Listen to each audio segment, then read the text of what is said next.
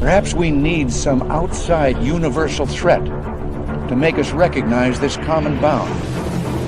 I occasionally think how quickly our differences worldwide would vanish if we were facing an alien threat from outside this world.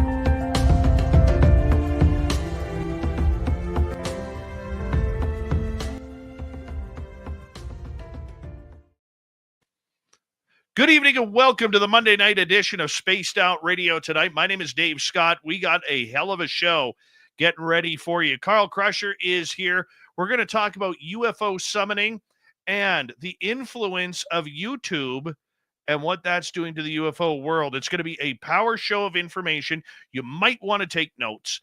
Dirty Filth is here as well for another creepy cartoon. But the best part about tonight, everyone, let me tell you, we have each and every one of you, including Tim Mothman and his goatee, sharing the gold medal. Eternity Eternal with the silver. Race Fan with a bronze medal tonight. Kitty Cattywhack, how you doing? Chris 716, Robert Lamoth, and Frankie B. How you doing? JSCO is here. JSCO will be signing autographs after the show. Line up to the left of the studio, if you don't mind. To the left of the studio. Karen in the Woo Train, Baby UFO, how you doing? Deidre, the hippie from Vancouver Island. You know she's packing around her Birkenstocks right now. Yep, she is. Mama Catherine's here. Mwah! I love you, Mama Catherine. I hope you have a wonderful, wonderful show listening in tonight. Mel WD-40 has arrived, lubing us up for tonight's show because he knew coming into this show that Carl wants to be lubed up to make this show run smooth, because he doesn't like rigidness. Carl's like, Dave, if there's rigidness, I'm not doing the show. So we got Mel lubing him up as we speak. He's laughing in the background.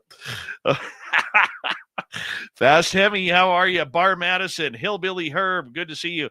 Flower Child 58, welcome to SOR Chat. Little Timmy James, how you doing, buddy?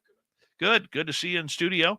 Necessary Dialogue, thanks for coming on in as we scroll on down and continue with our roll call. There's Les Paul Holland strumming away on his Gibsons. You should see his Gibsons collection. Yes, make a grown man cry. Road Flare, how you doing, my friend? As we continue on with the roll call, Cosmic Joe, how are you? Lee the Bee, thanks for coming on in.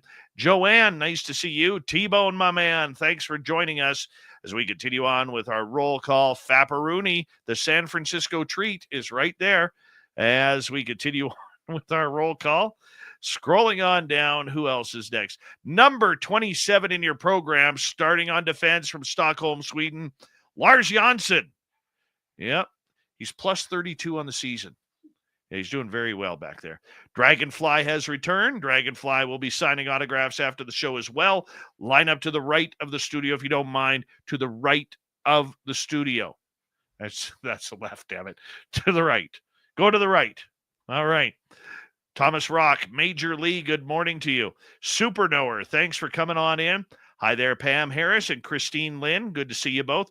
Richard Minnick, how are you? And thank you so much for kicking off the Super Chat tonight. It's a wonderful way to support what we do on this show on a nightly basis. So thank you, Richard, for your continued love of SOR. What in Tarnation has returned? Walter Kochkabinski, how you doing? As we continue on with our roll call, there's Boo the Beagle. Yes. Gemma Jackson, how are you? JMJ12, good to see you. Sensational Shelley, thank you for joining us.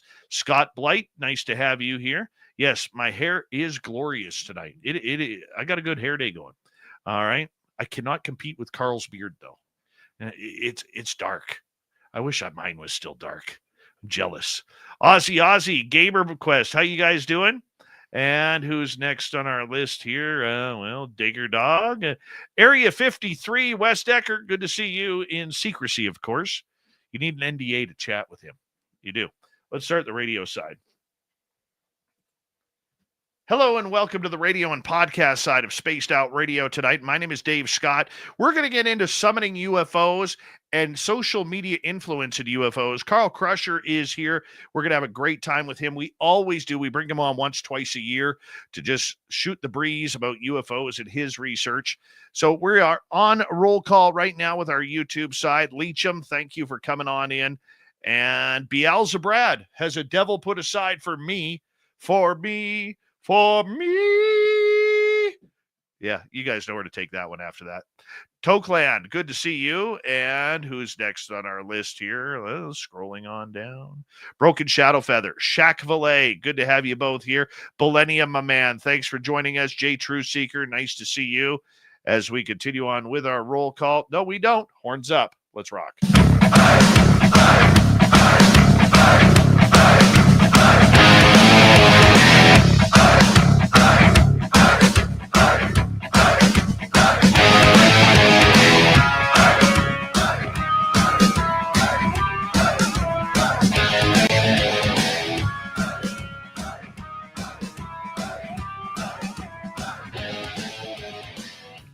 Of Central British Columbia to you listening around the world. This, my friends, is Spaced Out Radio.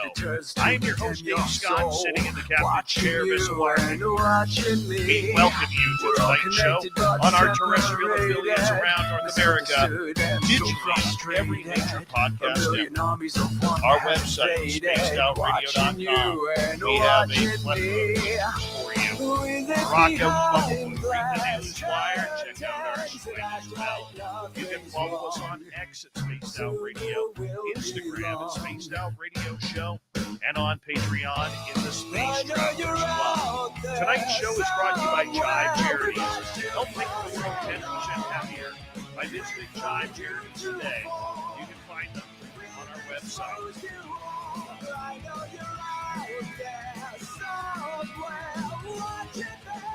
We have an amazing show coming up tonight. What's it like to summon UFOs and social media influence of this great subject?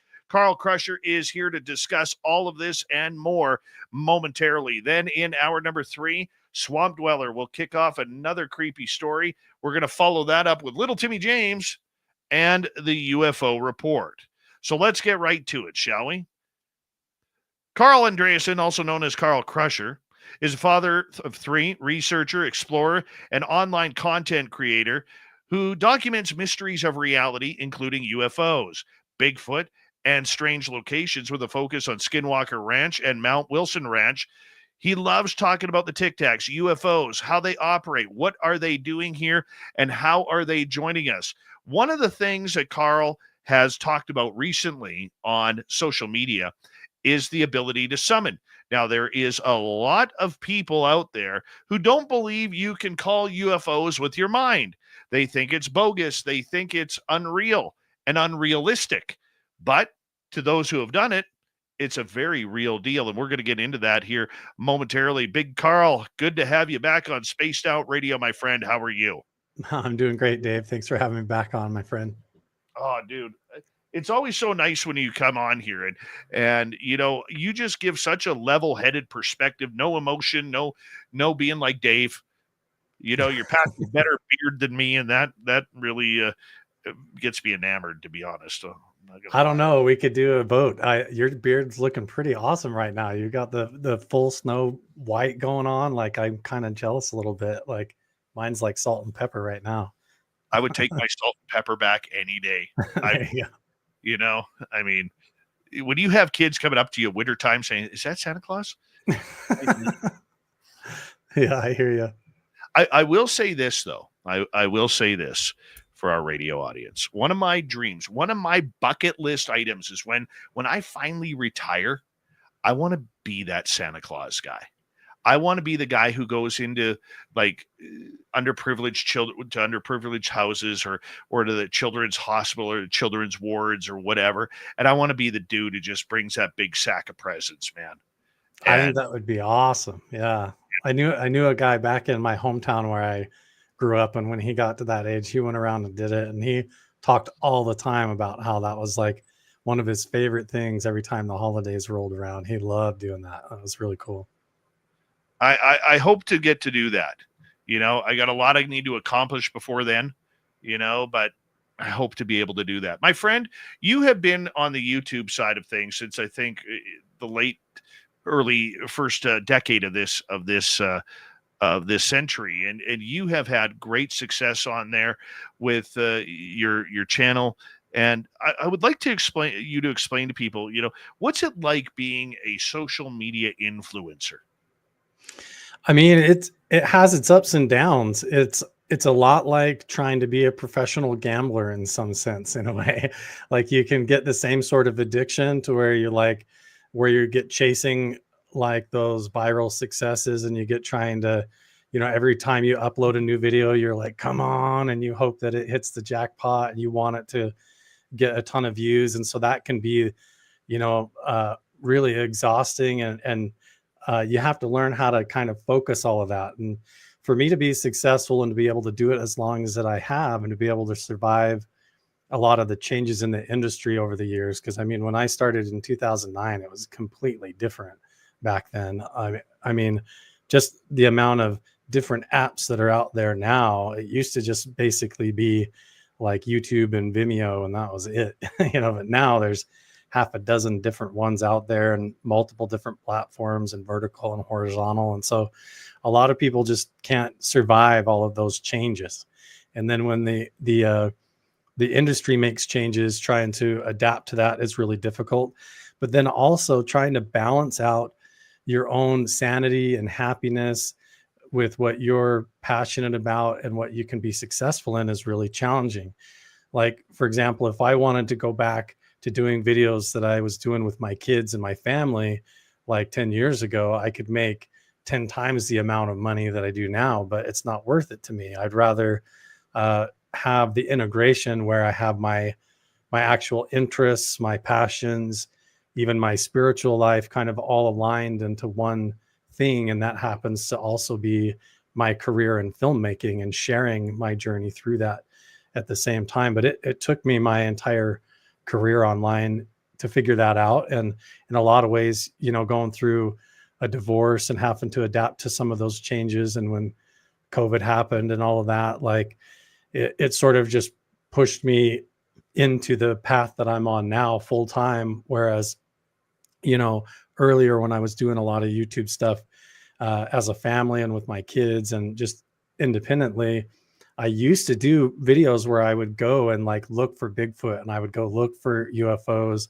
and all of that. But I was never brave enough to take the leap and actually devote myself to it.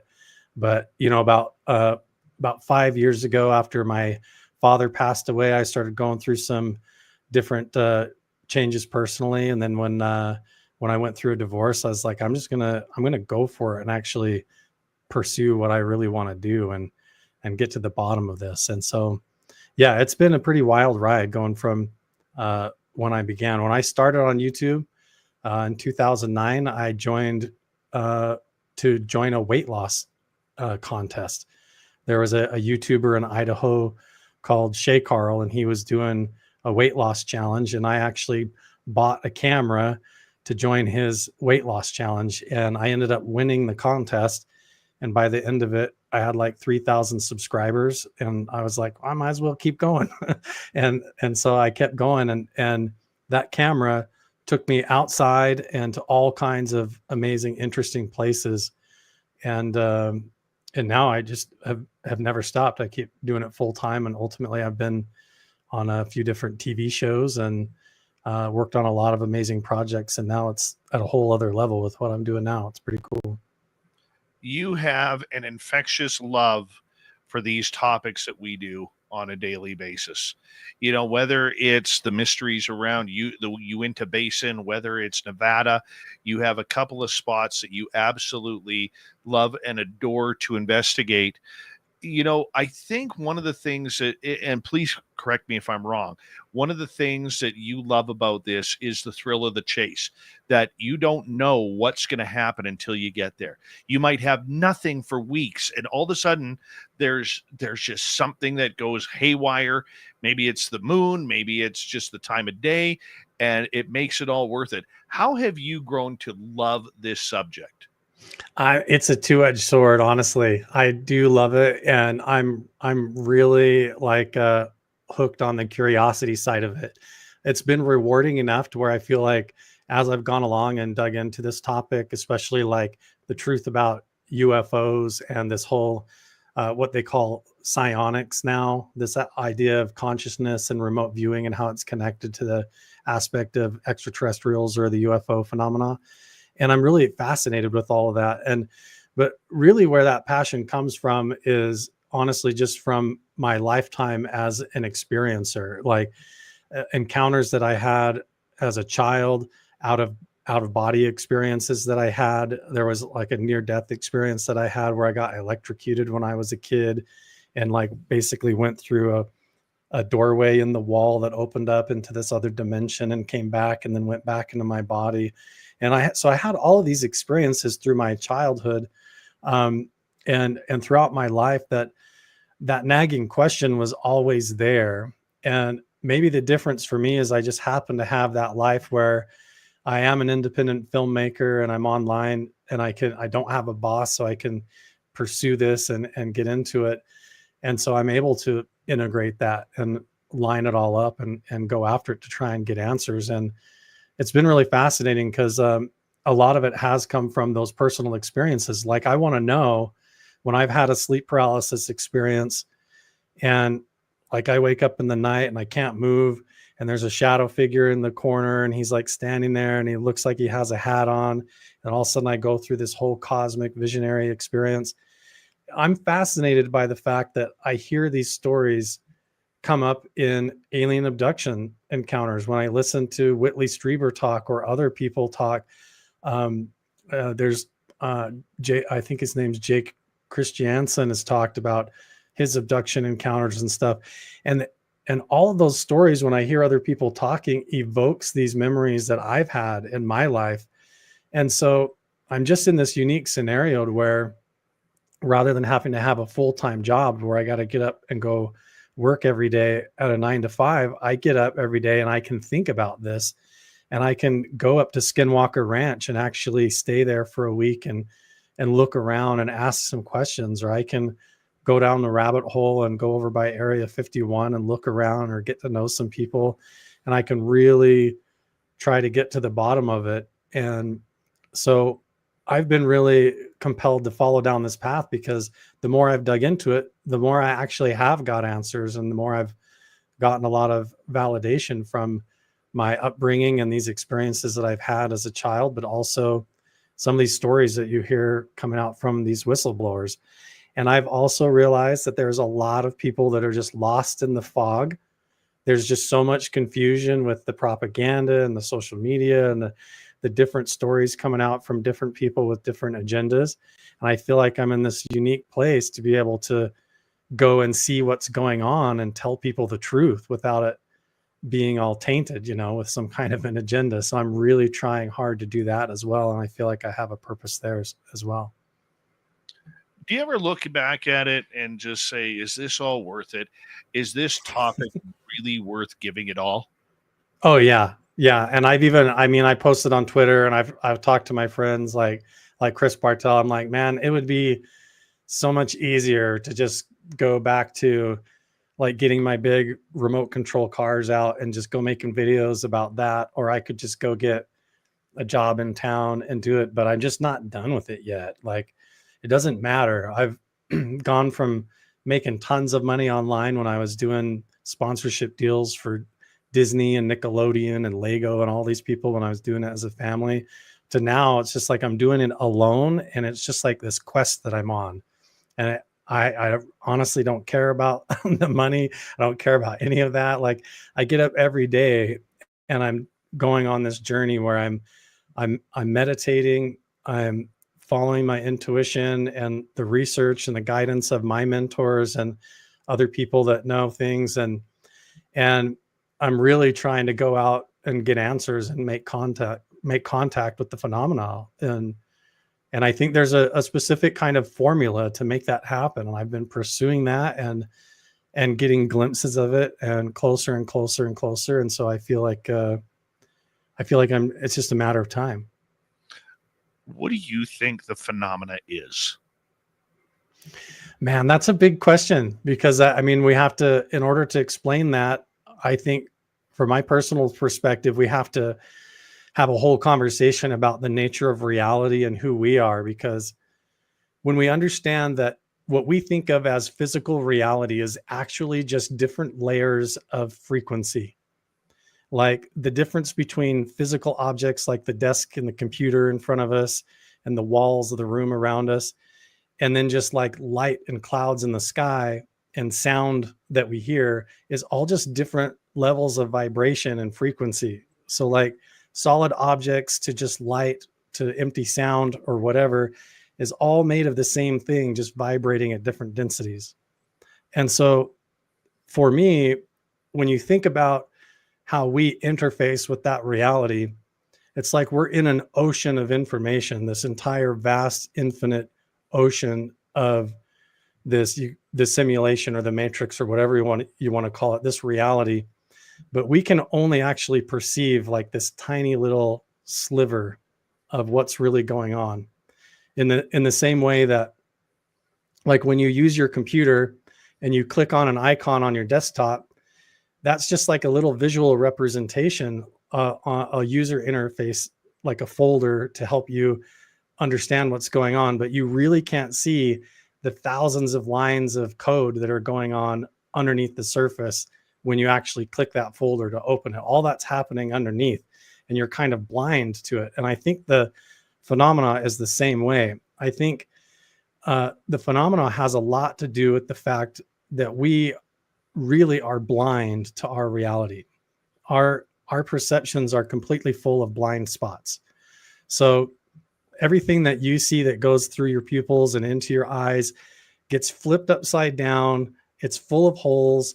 Your brain has to fill in the gaps, and then your occipital lobe puts all that information together, and you are convinced that that's information is all real, and that's what you're seeing in front of you. But there is tons of room in there, in those blind spots, for other things to exist. And that goes to everything from other forms of actual life in our dimension of reality, in our physical plane. And that's like the classic description of actual like aliens from space.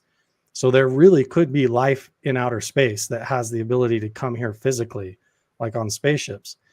But what I think most of the phenomena is that we're experiencing right now is happening because humans as a society are starting to wake up to our own potential. And as we become more conscious and awake, and we start exploring human consciousness and reality and what reality is really made of, and more people start practicing meditation and these different types of transcendental exploration of consciousness and things, we are opening up our field of perception, not only physically through evolution, but with our technology. So we have also radar technology and advanced systems in order to be able to see through those layers of reality and penetrate them more with cameras and different sensors. But also our consciousness is opening up. So we're perceiving and interacting with the phenomena more.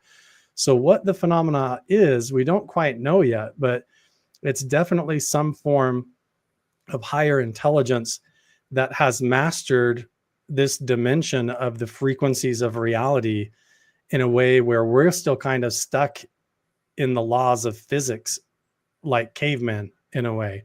So whoever they are, they're either us in the future having mastered that and coming back through time and interacting with ourselves very carefully, or it is other higher forms of life that have mastered this ability, either through their own biology and evolution, or an integration with that and technology.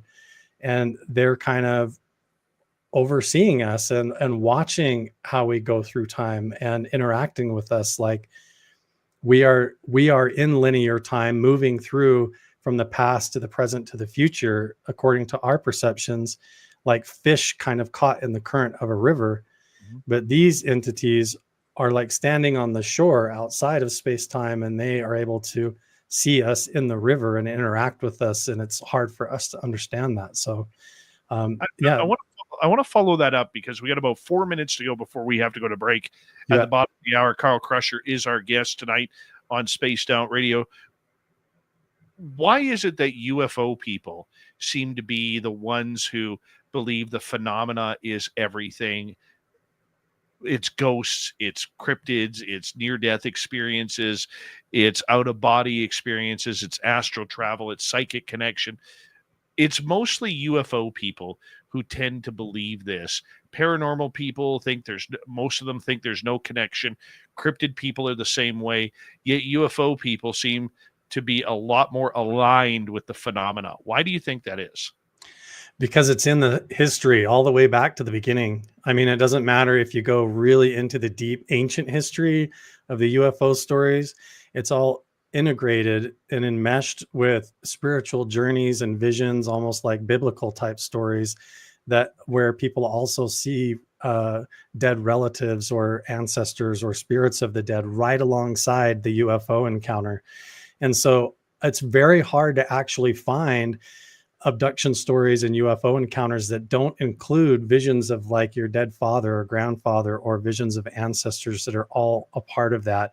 And so there's something about the UFO phenomena and this interaction that touches people very personally, especially what they call the hitchhiker phenomena, where after people witness a UFO, they might think there's not much to it, but then they go home, and over the next few nights or the next week or so, their dreams become recurring and like in a synchronous pattern with themes and characters that show up. And then their house can almost become like it's haunted with a poltergeist. And so you start to wonder, like, you know, something followed me home, and this connection between the paranormal and the UFO phenomena seems to be connected. And again, it has to do with us and human consciousness and our awareness open up to that.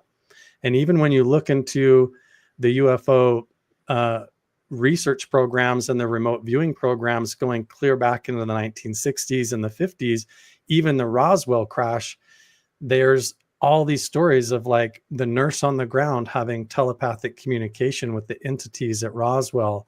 And when they bring the entities back to Area 51 or Wright-Patterson Air Force Base, there's all this telepathic communication and spiritual involvement that has to do with ghosts. And then especially when you look into the government research into places like Skinwalker Ranch, the sightings of UFOs connected to ancient Native American themes, and then very personal, spiritual connected things that people discover physically on the ranch, but also follow them home almost like a ghost, is all there. And so I think people who are into actual UFOs and follow the stories know that you can't really separate the two. It's all interconnected. But I think it's a lot easier when you just go ghost hunting to like stay in the basement of an old building and to not realize that it's connected to the whole quantum realm around you, you know? So it's just kind of a different angle of approach, I think. That's definitely a good way to put it, you know, because I know like my buddy Merle, who comes on the show. I think you met Merle on here once before, but he was staunch. The paranormal is the paranormal. UFOs are UFOs. Bigfoot is Bigfoot. And now that we have an area that is very, very well induced with all sorts of the phenomena, now all of a sudden his eyes are starting to light up that there could be something more to this, that it's not just about ghosts, it's about everything being connected. And to watch him actually mature in that type of thinking and believing has been absolutely phenomenal. Carl, I'm going to get you to hold on right there, because we are going to go to break here at the bottom of the hour. Social media influencer Carl Crusher is here. When we return, What's it like to summon UFOs? Carl's done it. We're going to find out what it's like right after this as we continue with a great night of Spaced Out Radio tonight. My name is Dave Scott. We return right after this.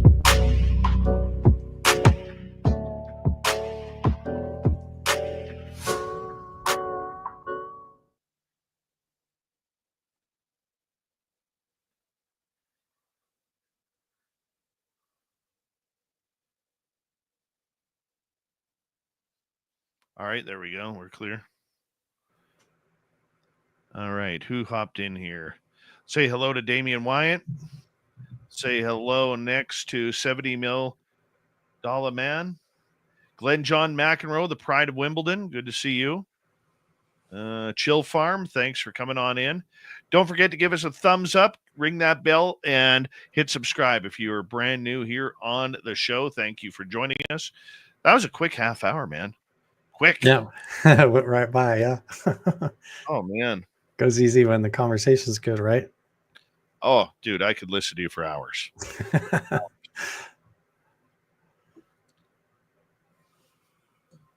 Summoning. Cool. I saw you, I'll bring this up on the show, but I saw you get into it online with Average Chris. Did I get into it online with somebody? I duke it out sometimes with people online. Well, it's funny because Chris is a really good guy. Is he? Like, the way the social media, he's a really, really good guy. And he means well. It just doesn't come across very well online. And sometimes I trounce over people I shouldn't. I'll because I kind of feel like I've done my homework enough that I feel like I kind of know better about certain things, and so I shouldn't. Sometimes people will pick an argument or kind of a debate with me, and I just kind of want to squash it and move on with my day. And so I should be a little bit more patient with people. So if you're out there watching, I apologize if I was rough on you. Oh, no worries. But Chris is, he doesn't believe in the summoning whatsoever, right? That's fair. And so him and I we've had debates about that too, you know, and but we'll get into that. For sure. Yeah. I don't know if it's all the way real or not either. Like I'm still trying to explore that, just like just like an explorer of consciousness and all of this. There's so many people coming out with the claims about it, but yeah, we can definitely dig into it. We'll see. My whole thing is I want to put it to the test. And with all these people coming out with the claims about it, I think I know their methods enough that I can put myself in a race against them, like a put up or shut up kind of a race, you know, like everybody's going to say that this is possible. We should be able to go do it. Let's go do it. Come on. You know, Terry Hall on my team. I believe you've met him. Terry Hall. Yeah. When they were in Utah with their bus 2 years ago, and they had their bus set up, I was sitting in my studio right where I am right now, and I summoned in a UFO to show them, and I told them where to look in the sky. They put their cameras up there, and it showed up. So you've done it. You know better. Yeah. Yeah. And Terry can confirm that. I still have not seen the film of it, but Terry and like 5 others can confirm exactly where I told them to point the cameras. That's where it showed up. Yeah. Yeah. Absolutely. That's the kind of the gap that I'm in right now, is the struggle between that I have like my night vision camera and the equipment that I have, and working with the team that I have with the modular sensors and things, actually trying to get the proof that, but I mean, ultimately I'm going to have to actually do it and walk up to one. You know, I'm going to have to walk up right to one in person. I'm going to have to just get the undeniable proof. And then people will still claim I faked it. They still will claim. I've had 2 UFOs on the ground in front of me. Yeah. The closest one was about 25 yards, 30 yards. That happened 2 years ago. 6 other people I was with could not see it, and I was looking at it. And they saw the alien walking through the trees. I never saw the alien. Yeah. I don't know how it happens like that. It's Yeah. You and I need to talk privately. I got a spot up here, dude, that we're going to start seriously investigating in May, pardon me. Yeah. Once the snow melts. And Tim and I are going to be out there almost every weekend. Like, this place is scary. Yeah. Yeah. It is completely scary. Good. Yeah. That's fun. I don't need to go for it, but I'll tell you about that. We're coming back here in a second. Thank you, Richard, Area 53, Shelly, Pam, and Chill Farm for the super chats. Here we go.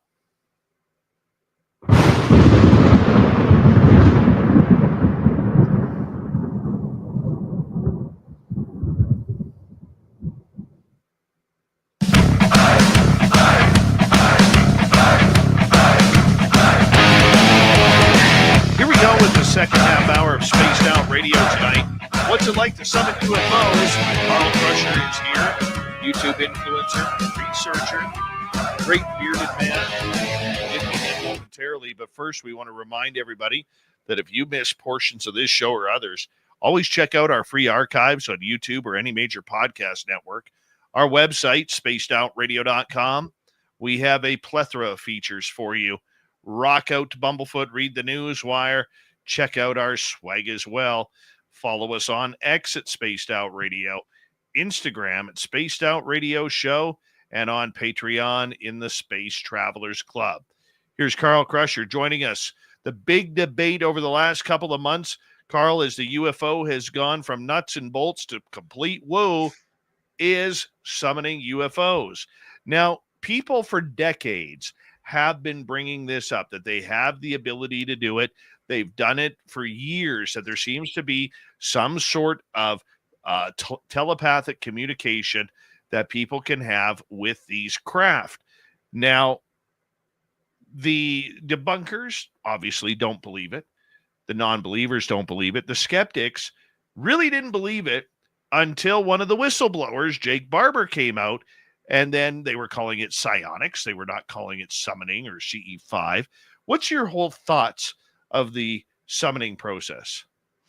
It's really fascinating. I'm personally on the side of it that I do think that it is real. I do think that the aspect of how it works and the fundamentals of it is real and that it is possible. I think a lot of people have a problem with the name summoning. And I totally understand and empathize with everybody struggling to grasp it, because honestly, just when you talk to people just about meditation at a basic level, there is already barriers there. And there's already, people immediately are like, well, I can't meditate, or they don't even know how to conceptualize even what meditation is. And they think, oh, it's some kind of a form of praying, or you're just like imagining things in your mind or whatever. And I think people just don't even fundamentally know what you're talking about, or how to visualize it, or how to even imagine what that is. And so to take the leap to go from like, okay, not only are we going to talk about that there's non-human intelligence and UFOs out there, that those are real, but that we're going to communicate with them telepathically with our minds. That's like, I get that that's a huge outlier and like a huge claim. But again, this is one of those things that, like, when it comes to disclosure, what do people expect, and why this is so difficult for this stuff to come out, and why it's hard for the government at different levels to actually explain this stuff? Because first of all, if things like telepathy and remote viewing or summoning of UFOs, if it is actually real, then that means someone like me or like you that develops those abilities within themselves or practices on their own at home becomes like a weapon, becomes like a person that can, like, I could sit at my home, and if I developed it, I could find out where all the nuclear weapons facilities are. Like, what, there's no difference between being able to do that and also use telepathy to know where the aliens are, right? And so there's a lot of incentive to keep this stuff quiet and to not let people know that this is real. And so I think there's immediately a pushback and a stigma to suppress it. And we see that all the way back historically. And to me, that's where it gets interesting, is because when I've dug into this entire program, like the government's secret UFO recovery program and research programs going all the way back to Roswell. And then when you even go farther than that into indigenous cultures and Aboriginal cultures, you see the same thing, this idea of the shaman or the indigenous spiritual elder of the clan performing particular geomancy rituals where they put a medicine wheel or stone circle on the ground or certain petroglyphs. And then on the summer solstice or winter solstice, there's a particular event where the shaman enters a state of meditation where they make contact with the gods. And these types of patterns aren't just something that's a new thing that's coming out with these new whistleblowers like Jacob Barber calling it psionics. The reason that Jacob Barber knows about psionics is because his predecessors that go clear back into these legacy programs into the 1950s and 60s were talking about like the Montauk Project and the Philadelphia experiment and those conspiracies. They originally were going down into South America, talking to indigenous shaman figures and learning all of this stuff decades ago. So like, for example, astronaut Edgar Mitchell, he was an astronaut that walked on the moon as a part of Apollo 14, but he also did remote viewing experiments on his way to the moon and back. And they kind of proved that telepathy was real. And it didn't even matter if you were on Earth or if you were on the moon or not. Like Edgar Mitchell was able to do a remote viewing experiment and have success with it, even while he was walking on the moon. And so that became like a whole program that was a real thing. And so for me, I've looked into the history and I know that parallel to this entire UFO program and research program, at the same time as they were developing advanced radar systems to try and track this phenomena down and understand what was going on, they were simultaneously building psychic spy teams. They were combining it with the Monroe Institute and the Gateway program and the remote viewing programs at the Stanford Research Institute under Hal Puthoff. And while they were simultaneously spying on Russia and doing a lot of espionage with it, they were also trying to explore this phenomena as to what UFOs were and where they were coming from and where they were hiding and all of this. And so I think the program has always hidden kind of under our nose and always been an aspect of it that's just been kept out of our culture in a lot of ways. But in a lot of ways, it hasn't. If you go back now and you watch a lot of these classic movies, I don't care if you watch the old movie Cocoon, where they find egg-shaped pods out in the ocean and they bring them back, and then people in the retirement community all start having telepathic communication with aliens because of these eggs in the swimming pool. I mean, that's an old movie. And Close Encounters of the Third Kind is a famous UFO movie from Steven Spielberg. And that whole movie, the first half of that is more like a haunted paranormal ghost movie where everybody's having dreams and telepathic communication, where they're having visions of where they're supposed to go and everything. And so this kind of aspect of psionics has been actually there the whole time. But the question is like, what really is it and how do you do it? How are they doing it? And if you can figure that out, then you don't have to just take their word for it. You know, you could go out and find a spot close to home near yourself and you could develop the abilities and just do it yourself. And I think that's part of why disclosure is a difficult thing and why it's slow coming out, is because they don't want the can of worms to come spilling out, you know, like as people wake up to this, it's going to become more and more of a thing where people are going out in their backyards and interacting with it. And that makes me wonder why even they brought it out. How was Jake? There's so many questions I have. How was Jake Barber chosen? If Hal Putoff and Jim Semivan and the entire Legacy crew has been testing these subjects for decades. Okay, like how did Jake Barber become the guy, the chosen one to come out about this? What's your thoughts on that? I think a lot of us were tested just through the general public education system. A lot of us have memories, these foggy memories of when we were pulled out of class in school, in elementary school, and did hearing tests, and they checked us for scoliosis, gave us vaccines, and did all these weird hearing tests and things in the school. And when you go back and really think through those memories, a lot of these whistleblowers talk about how those screening programs clear back in elementary school sort of put them on a path where pretty soon they were part of special education programs or gifted and talented programs at school, to where half of their time where the rest of us were just sitting there doing regular public education, certain kids were getting screened off and tested and developed into these different abilities. And I think there was a certain number of population that they screened through and found had these types of abilities, and then they got scooped up into certain of these programs. That seems to be, when I've dug back through the history, that seems to be what the case was and what they were doing. They were testing kids in small groups, and then they moved it into an entire nationwide program in the public education systems, and they called it the gifted and talented program.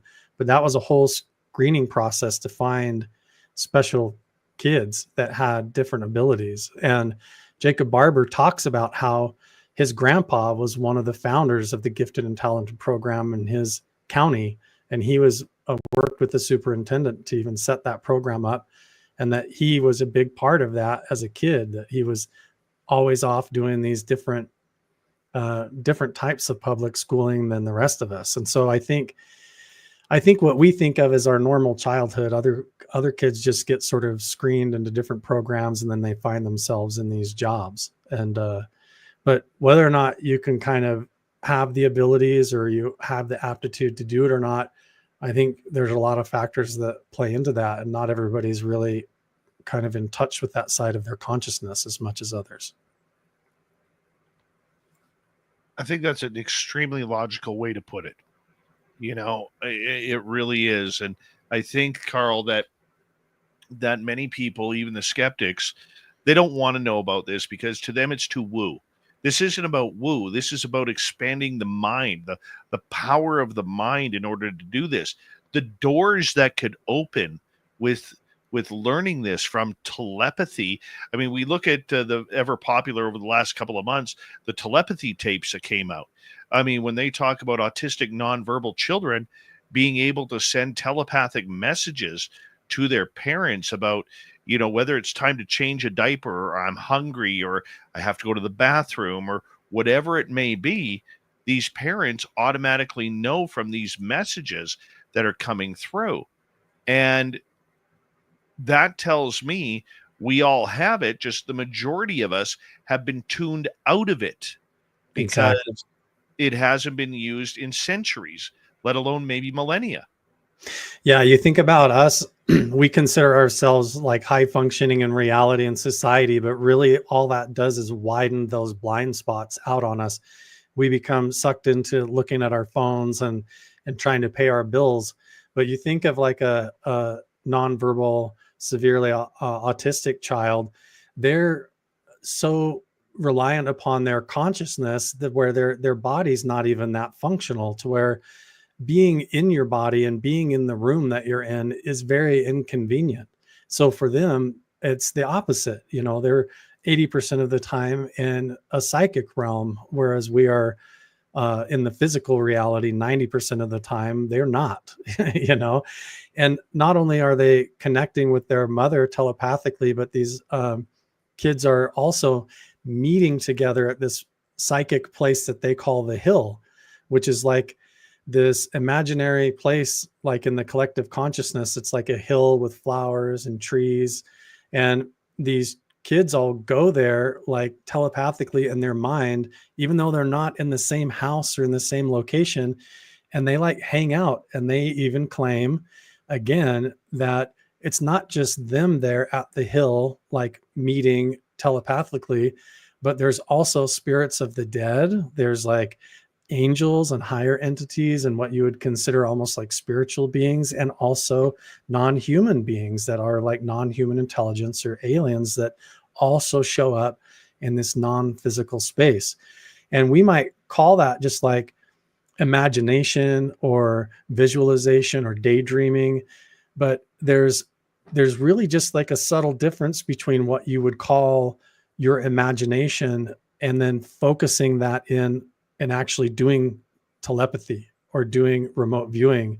And it's just a very subtle difference between the two. And I think a lot of people just take it for granted. And so, yeah, you're right. Like the fact that everybody sort of has different levels of this intuitively. I mean, we've all had those experiences where you have that funny feeling like, oh, I should call my mom. And right as you're thinking about it, your phone rings and it's your mom. You know, like we've all had experiences like that. And that's really 100% what it is. And when you hear these whistleblowers come out even and talk about psionics, it's easy to say that that's all woo, but it's no different at all than that subtle intuition of knowing that your mom's going to call before the phone rings. It's the same kind of thing. And it's just a matter of taking that phenomena with sincerity and with genuine intention and exploring that like a genuine explorer of consciousness, and exploring your intuition, exploring those little nudges. And when that thought comes in your mind, actually paying attention to it. And now I'm at the point where I'm going even a step further to where I'm actually working with scientists, physicists, and engineers. And we have sensors to actually capture the proof of that. And I'm logging those experiences in to where, like, if I have what you would just consider like a vivid daydream experience, I might just be in my kitchen making lunch. And then suddenly I kind of realize I'm zoning out into this really vivid daydream. I'm thinking about my dad. I'm thinking about a place I want to go hiking later. And then I'll have sort of like a download of information about where I should go when I go hiking or whatever. But at that same time, I actually have sensors in my house to where I can log onto my computer, pull up the Modular sensor website, and I can see that there's actually a big wave of gamma radiation or infrasound or EMF radiation right at the time when I was getting that inspiration or that little intuition. And so I think people, might call that like spiritual encounters or telepathy or psychic tethering. You could have 1,000 different names for it, but it's all the same thing. It's just a matter of, if you do consider it like woo or fake, or if you're willing to kind of explore this side of ourselves and be curious about it. And so I think most people are curious about it, and they have these experiences and they kind of like remember them like that was a significant moment where, wow, that was like a miracle, or what a coincidence. But to take it another level and actually do experiments with it where you're trying to contact UFOs or summon a UFO in the sky and have one appear, film it on camera, measure it on the scientific sensors and get the proof. We're at a point now where the technology is catching up with that. So we're hearing these podcasts like the telepathy tapes come out. Jacob Barber's team is coming out and making bold claims like we're going to be able to go out daytime or nighttime and summon a UFO and film it on camera. And I'm like, let's do it then. If it's real, then I say let's all get in a race to go out and do that. And I'm up for that challenge. I want to go out and try to do the actual meditation protocol and see if you can reach your consciousness out through reality and see what responds. But yeah, when you go back through the history and you look at the actual stories, even up around Skinwalker Ranch, like whether you like it or not, when you go back and look in the books, one of the very first UFO sightings that happened above Skinwalker Ranch was because the local elementary school, one of the teachers let the kids in the classroom actually play with Ouija boards one day. And all the kids in the classroom in this elementary school were playing with Ouija boards. And like 3 different Ouija boards all said that there was going to be an alien ship in the sky tomorrow at like 3 in the afternoon. So all these kids went home and told their parents. And the next day at 3, like all the people went out in the community and saw a craft in the sky. That's like, that happened clear back in the 40s up right above Skinwalker Ranch. And like, but that had to do with Ouija boards. So like, how weird is that? Right.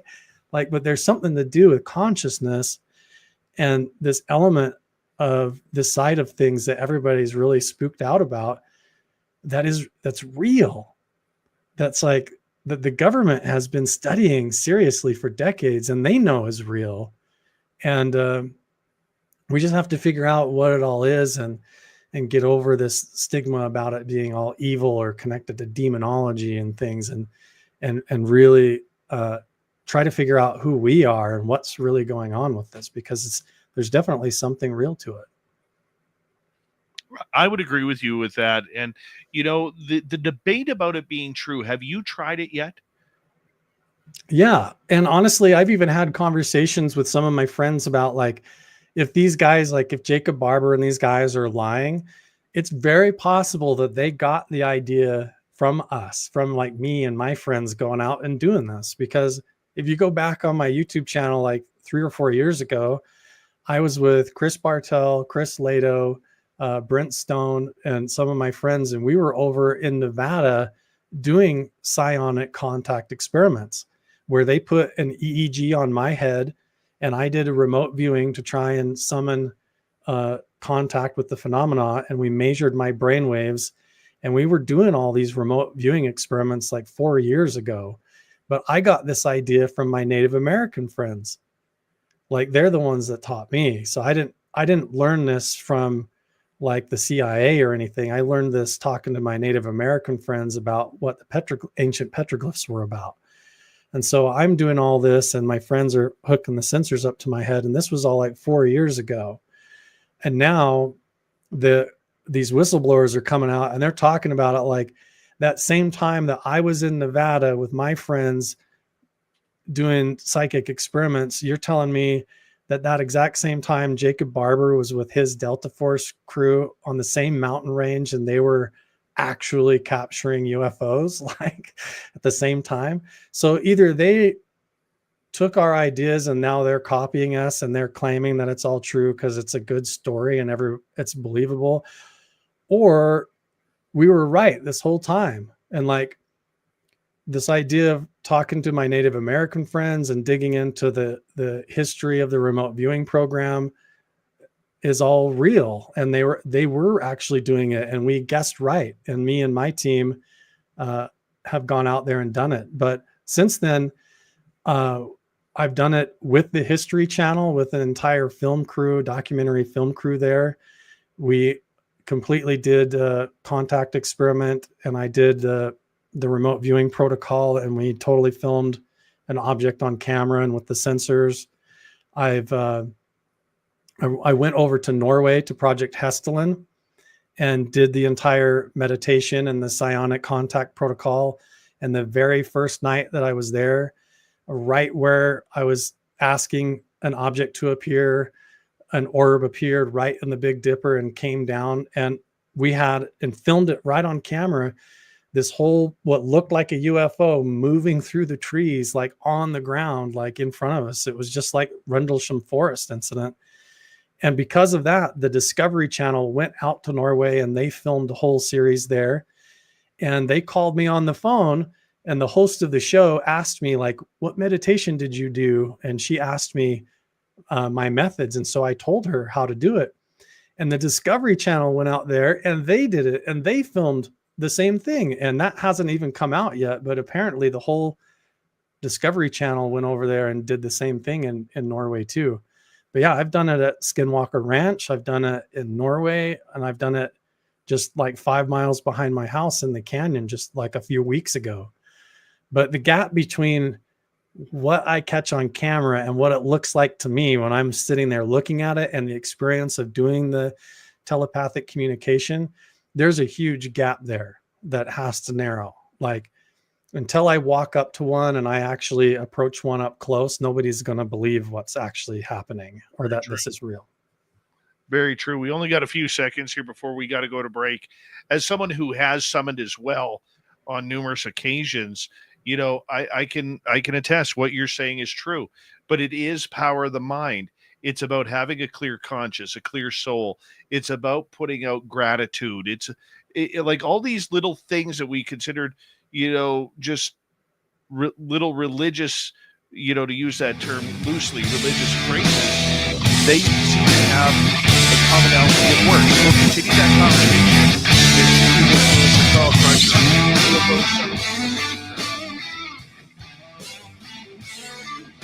This is Spaced Out Radio with host Dave Scott.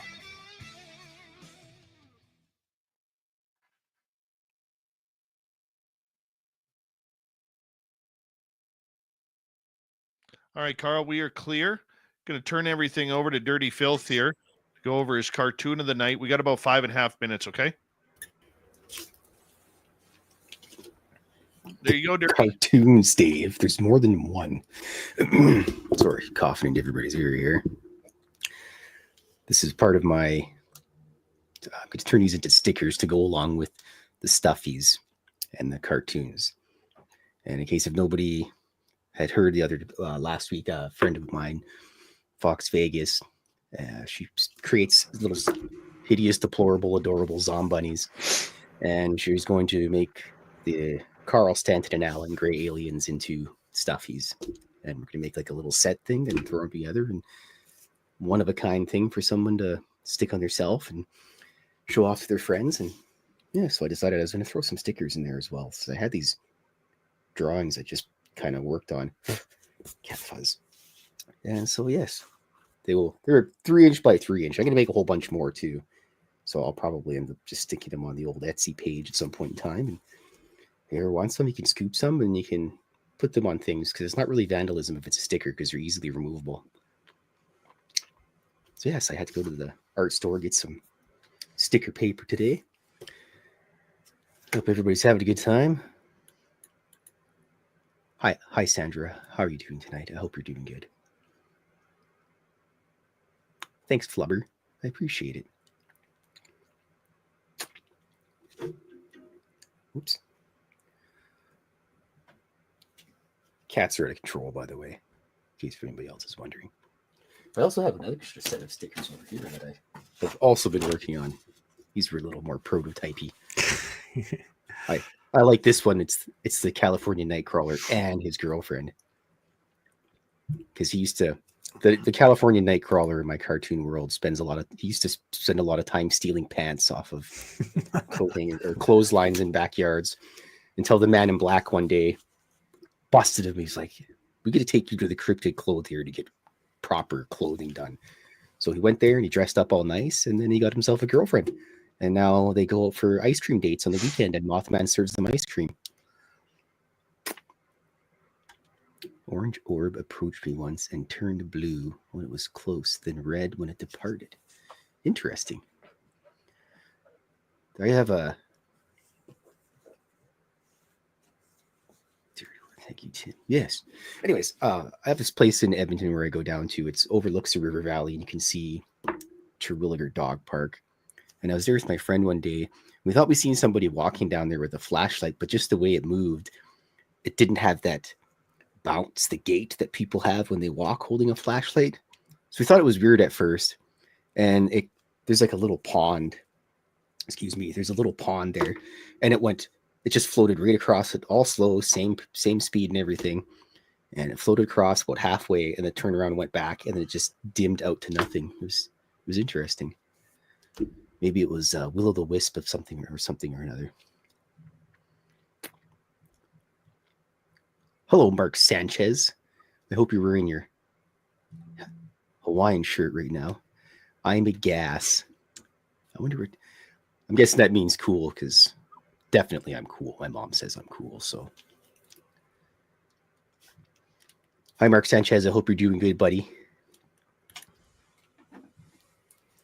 Hello, Mr. Gremlin. Hello, Mr. Gargoyle. Ow. There he is, climbing over. Ow. cats. It's almost actually, speaking of cats, it's almost cat snack time. Cats deserve some snacks. They've been pretty good up until about half hour ago. Then they just started getting out of control. But yes, I'll let everybody know when those stuffies become available. Actually, I have a stuffed Mothman right here. This is what she put that greasy old thing down. This is the Mothman that she made me. It's pretty cool. He's all fuzzy. He's got a hairy chest just like me. Oh, look at you with the Mothman. Yes, I'm going to be a friend of mine and I are going to be making gray aliens out of, well, she's going to make them. I'm going to draw cartoons, but yes, look, he's fuzzy like me, Dave. Well, you are fuzzy, that's for sure, my friend. All right, it's cat snack time. You gentlemen have a good night. Dirty Filth, you're the best, buddy. Thank you. I try. Hey, I want to give a big shout out to one of our longtime listeners, Mark Sanchez. Mark, right now, for our listeners who don't know, is battling cancer as we speak, and he's having a real tough time right now, especially eating. If we could all send Mark a bunch of love, thoughts, prayers, and healing, I would really appreciate that, because he is one of the good guys. I've met Mark twice at our first 2 fan parties in Las Vegas, and he's in our chat room right now. And Mark, from all of us at Spaced Out Radio, we love you. We're sending you all sorts of healing and prayer, my friend, and we're gonna get help you beat this together. You're not alone, my friend. We all got your back. So I just want you to know that as part of the family here, my friend. Thank you to our super chatters tonight: Cosmic Joe, Carla, Chill Farm, Richard, Area 53, Shelly, and Pam. Thank you for the love. Hi, Sandra. Hi, Sandra. Hi, Sandra. She always makes me say it 3 times. Here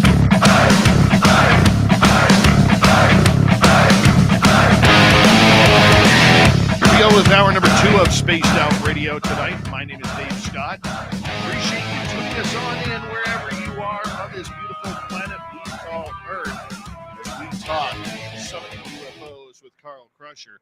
Hello to everyone listening in on our terrestrial affiliates around North America, digitally on every major podcast network.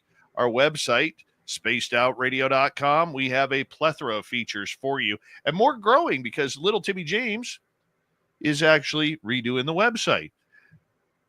Where do I go after that? Our website, spacedoutradio.com. Features for you. Rock out to Bumblefoot, read the news wire, check out our swag as well. Follow us on X at Spaced Out Radio, Instagram at Spaced Out Radio Show, and on Patreon in the Space Travelers Club. The Desert Clam has set the password for tonight in the SOR Space Travelers Club: Hesternall. Hesternall is your password. Use it wisely, Space Travelers, as the Clam sets the password each and every night right here on Spaced Out Radio. YouTube influencer Carl Crusher is here chasing down summoning UFOs. We're going to continue this conversation as we speak. Carl, thank you so much for making time. And I really mean this. You're one of the great guys, not the good guys, one of the great guys in this field. And I always love watching your success, my friend. I appreciate it. Yeah, you too. I like watching you like grind away and post and do awesome interviews and everything. It's been fun watching you go too. Well, we appreciate that, my man. We really do. Hey, when it comes to summoning, yes, we want to be able to get the science of it all. Yes, we want to be able to measure the brain waves and the activity and everything that goes along with it. But how much of summoning, because I've never done it with the technology, how much of the summoning do you believe is cause of more of a spiritual, telepathic belief? That you use your mind to do it rather than the technology? Yeah, I think the mind for me is everything. Obviously, like I don't have advanced scalar wave radar systems or anything like that at my disposal to be able to use like the Department of Defense or Department of Energy has, to be able to use technology at the level to be able to deal with it, like to actually crash a UFO out of the ether or something. But for me, it all comes down to the proper way to even do it is through consciousness. And the only way to understand it and to understand ourselves in order to move forward on this topic is understanding the consciousness connection. And it is such a subtle thing that we have to know about ourselves. For example, like we talk about summoning, and that just that term and that terminology alone, or remote viewing or the gateway process, whatever names that you use or terminology, it comes with like a prejudice baked into it, or like a certain preconceived idea of what people think it's going to be about or how it works. And there really is different techniques and subtle nuances to the approach. Like, for example, you might think going out and trying to summon a UFO, you're going to go out there and just like ask or like, please show up in the sky. But it's actually very subtle and counterintuitive, to where the more you're expressing like neediness, like you're begging or you're wanting and you need this thing to show up, like you're desperate to have it happen, that is like a negative energy that you're putting out telepathically, even though you think you're wanting it and you think you're expressing like faith and hope, or like you want this to happen. But really in wanting, you're putting out a subconscious energy that's like lacking and needing and negative. And so you have to learn these little nuances about yourself and about your thought processes and your emotion and your own intentions as to why you're even there and what you want to get out of it, if anything. Are you really there because this is a collaborative thing that's beneficial for everybody, and you're doing it with the right intentions, and you don't really need anything or want anything? You're actually innocent, and you're curious, and you really want to know. Like people really want to know. And if you have that authenticity and with that right intention, then you can get more of a clear signal, because it's really like treating your own emotions and your mind and your thought processes like a ham radio, or like the tuning knob on a radio, and you're trying to pick up that signal, but you're also simultaneously transmitting at the same time. So the idea is, how do we control our thought processes, or all that internal monologue and dialogue and that chatter, the visualizations, the daydreaming, imaginations, all of that seems like it's normally going on autopilot. Like normally that's your mental health, and a lot of people don't go into that mental health world and into your daydreaming and your imaginations and your thought processes, all that mental chatter going on, and really master it, almost like a Jedi learning to master your own inner consciousness and your own non-physical domains inside yourself. And that really is what the spiritual quest all is going into your own subconscious, into your own mental realms and dimensions, and understanding yourself. Just like you would go through the rooms of a castle, you go in and explore your own mind and your own consciousness. And you realize that as you do that and you develop those abilities, that you realize that your mind and consciousness really is not something that is just in your skull and in your body, but it is a field. It's a waveform. It's a quantum phenomena that is connected to the all of the whole universe. And as we go into our daydreams and your imaginations and your thoughts and even your dreams at night, all of that stuff that goes on behind the surface, and you start to pay attention to that as an observer, you realize there's this whole other reality going on. And when you begin to explore that, you can tune that just like you would a radio.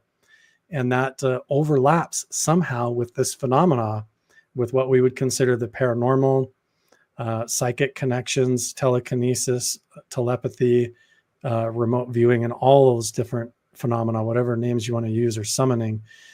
So you can pick whatever name you want to use, but it's really about exploring all those really subtle aspects of your own mind and emotions and consciousness, and aligning that like a formula with the right place that has the right history and the right geology. And you just tune yourself into that and open up, and it appears, and it happens a lot of times really surprisingly and counterintuitively, but it works. Here's one of the things, though, that the critics will say. You got Dr. Stephen Greer charging anywhere from $2,000 to $5,000 a weekend to go allegedly teach people how to summon UFOs. It's a lot of money. Right.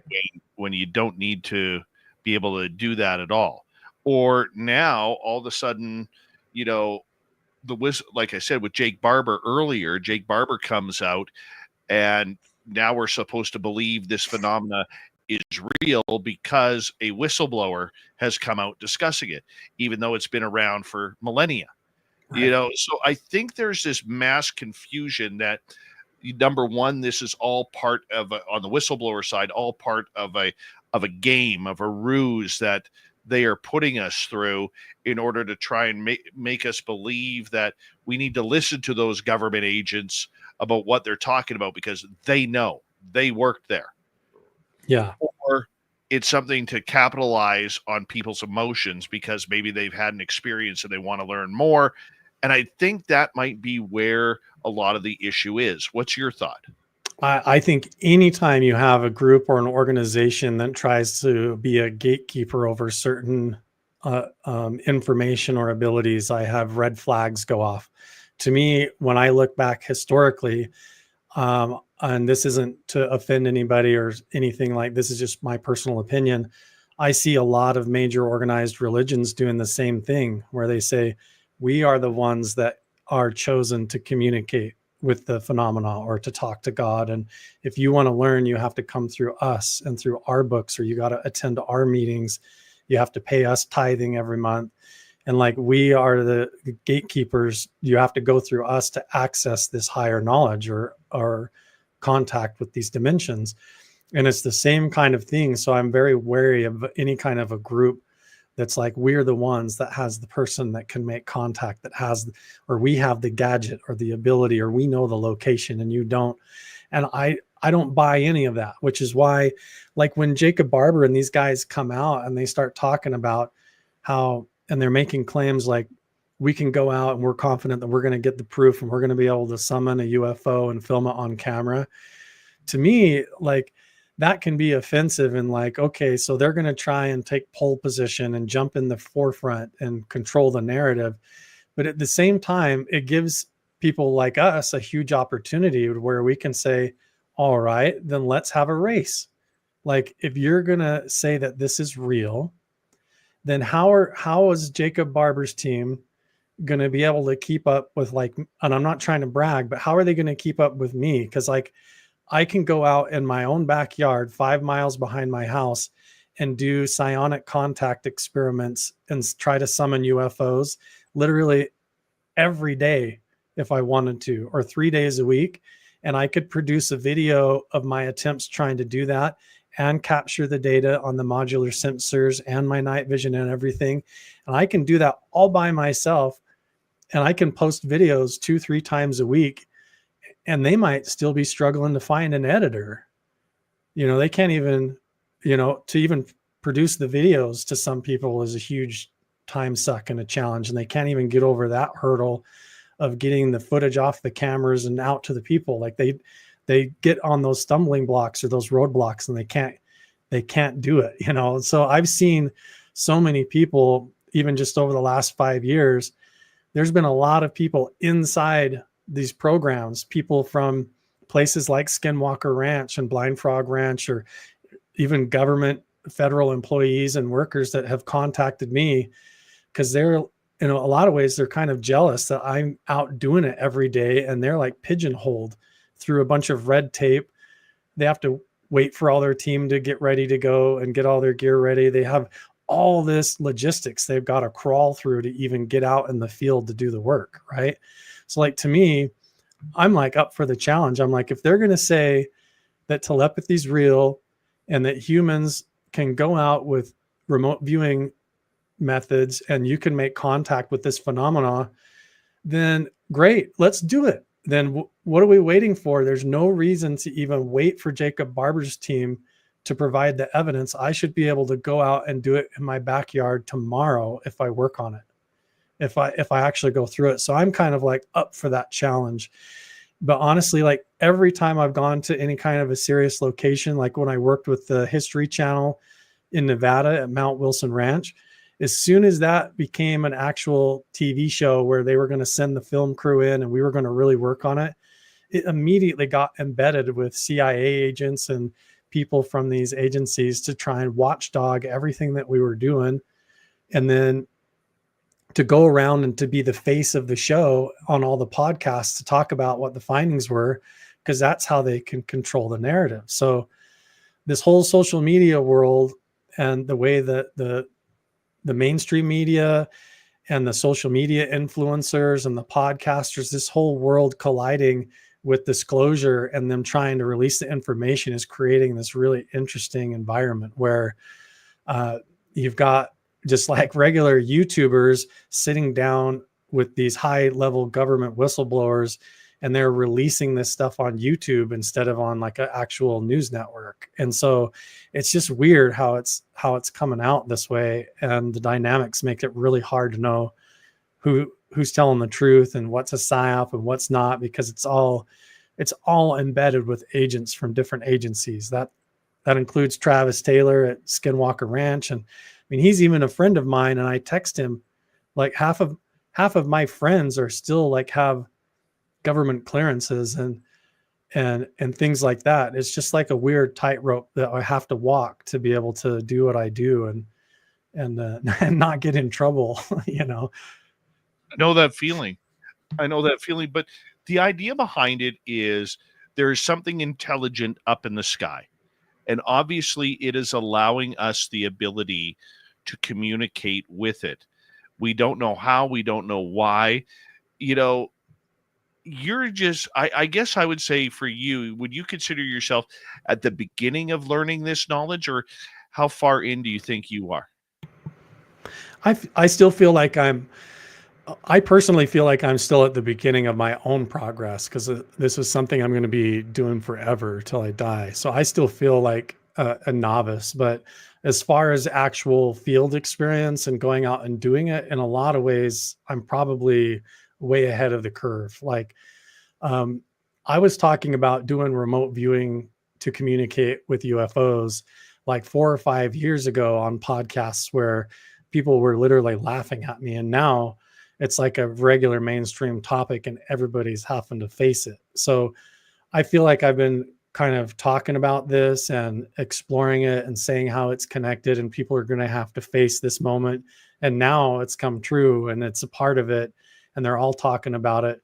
Like I was in the chat in the comment section of a live broadcast with Lou Elizondo like 4.5 years ago. And I paid $20 for a super chat to ask him if he was trained in remote viewing. And back then he like dodged the whole question. He didn't even want to talk about it. He was like, oh, I don't want to get into that topic because it's going to muddy the waters and this and that. And now you fast forward to today, and he's full on admitting that he is friends with Hal Puthoff. He was trained in remote viewing, and they're all talking about how that consciousness connection is a critical part of all of this. And now all of that's coming out. So I feel like it's always been there. It's just interesting to see them finally admitting it. And I don't know if like me and some of my friends going out and doing it ahead of them kind of forced them, like it forced them to have to play their cards and admit that it was a thing. But it got to the point to where like me and Chris Lato and some of us, we were posting videos about this topic like 2-3 times a week on our YouTube channels. And these guys inside the program were like, we better get ahead of this story. And so all of a sudden, you know, they come out with more whistleblowers to reveal what they're doing, and they have to own up to it. Because it's like, they don't want people like me telling the story ahead of them. They've got to control the narrative, you know? Well, and that's where it gets to the point of ridiculousness. And I think really they're losing their audience. I really do believe they are. I mean, you take Jake Barber, for instance, the places that he's wanting to do this, there's military bases all around. Why would you do this near a military base? Why wouldn't you go into the Uinta Basin where there isn't anything, or into the middle of Wyoming where there isn't anything, or British Columbia or Saskatchewan? Doesn't matter where, but go into an area where you know that there isn't going to be any type of of potential contamination of what people are seeing. Because from a distance, if you see a light flashing in the sky, you can't tell if it's red, you can't tell if it's green, everything looks white. So Yeah. you may be thinking that you're seeing a UFO summon up, but in the meantime, there's a base, a fighter jet base that has F-16s and F-15s and F-35s all sitting there, and these pilots are doing night missions. You just haven't heard the engines. Right. I don't, yeah, I don't think that should even matter. I think that's just where his experience is and where they're focusing their work. I can say, well, can I say? Okay, I'll say this much. I'm not allowed to say a lot, but I have worked with one of Jacob Barber's psionic assets before. I've actually worked up in the Uinta Basin. It wasn't in Nevada, and it wasn't near a military installation. And I've actually worked privately with one of Jacob Barber's psionic assets. Still friends with him.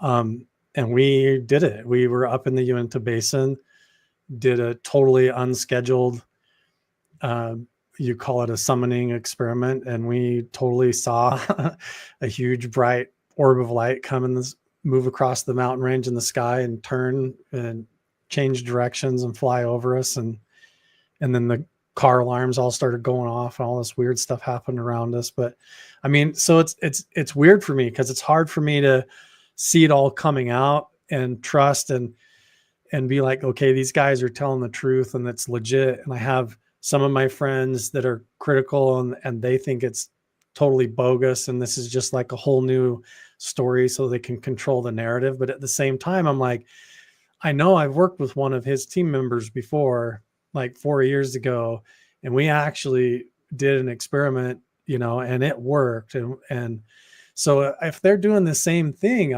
to me, on the other hand, it's also really validating when Jacob Barber came out.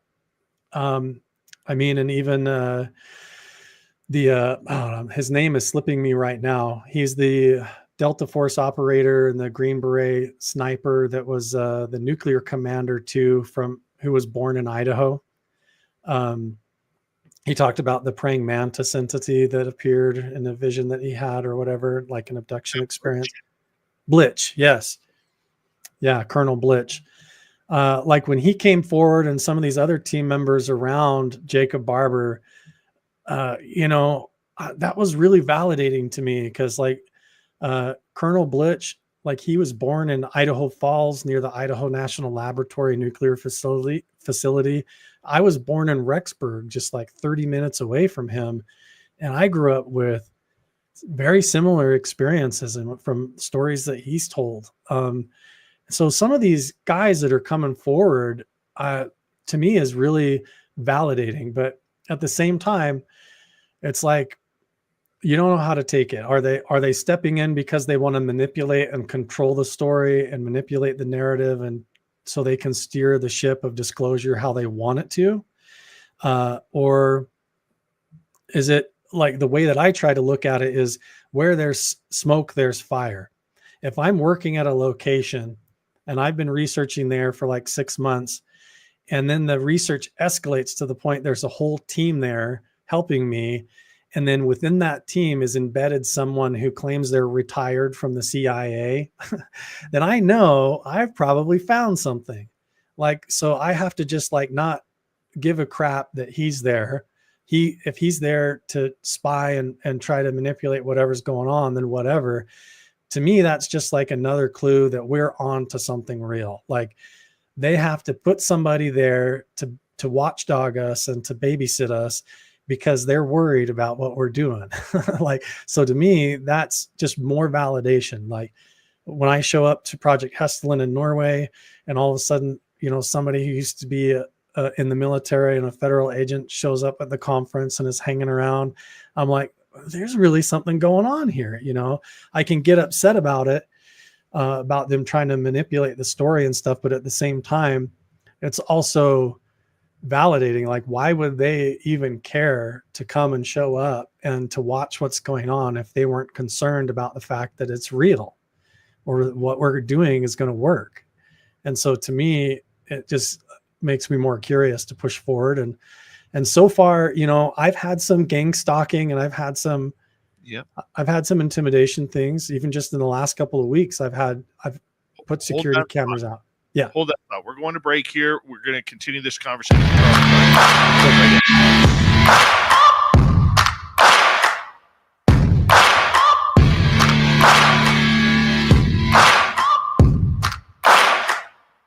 You're listening to Spaced Out Radio with your host, Dave Scott.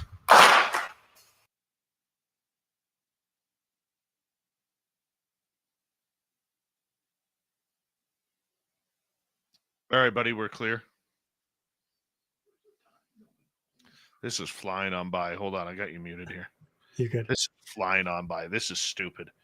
Nah, that's good. I'm just eating up the time with all my stories. Yeah, but it's good stuff, though, man. It's good stuff.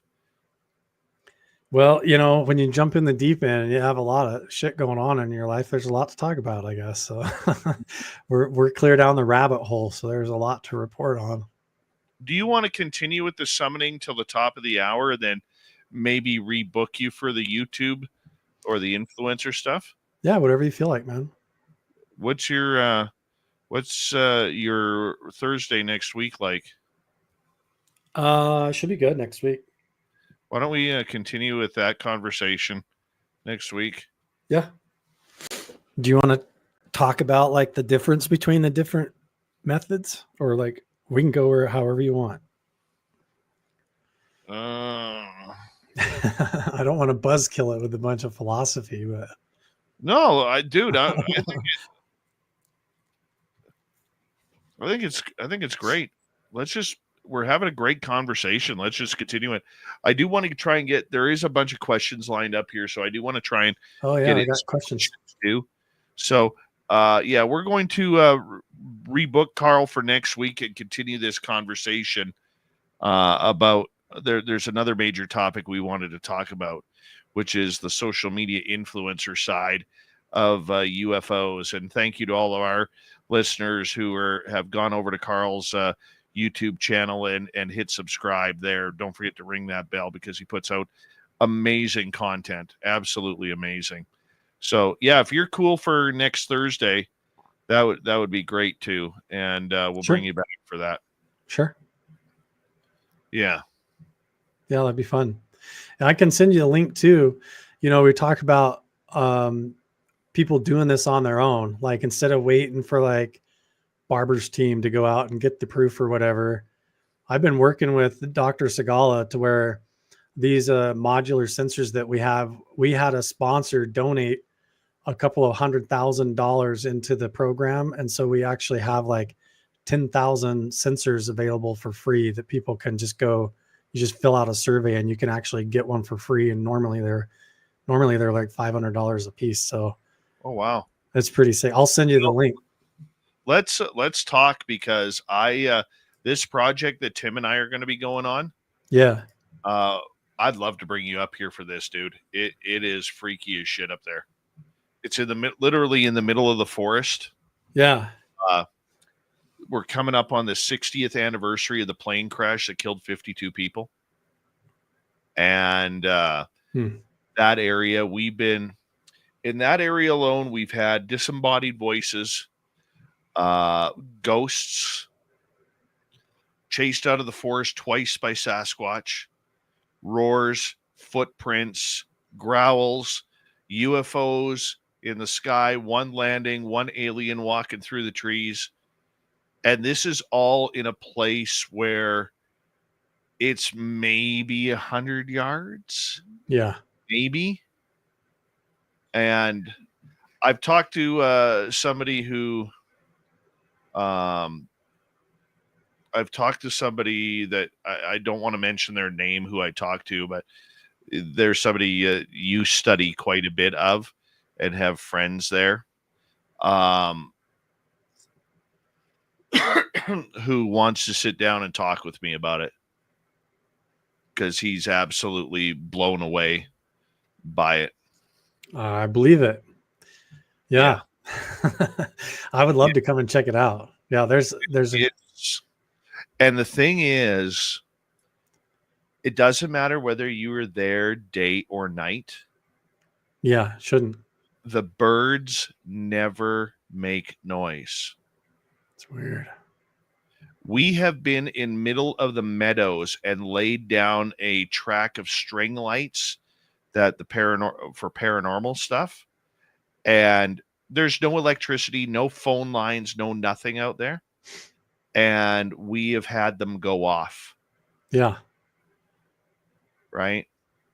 It's then, so weird, man. It's so surreal. Like and this is just like a spot the size of a football field is all, just like a small little hot spot. Wow. It's always surprising like that. Yeah. It's a hot spot. Give me 2 seconds here. Big thank you tonight to Nick and Tash, or maybe Nick and or Tash. I don't know which one it is. Mark, Joe, Carla, Chill Farm, Richard, Area 53, Shelly, and Pam for the amazing super chats tonight. Really appreciate the love. And let's get her going here.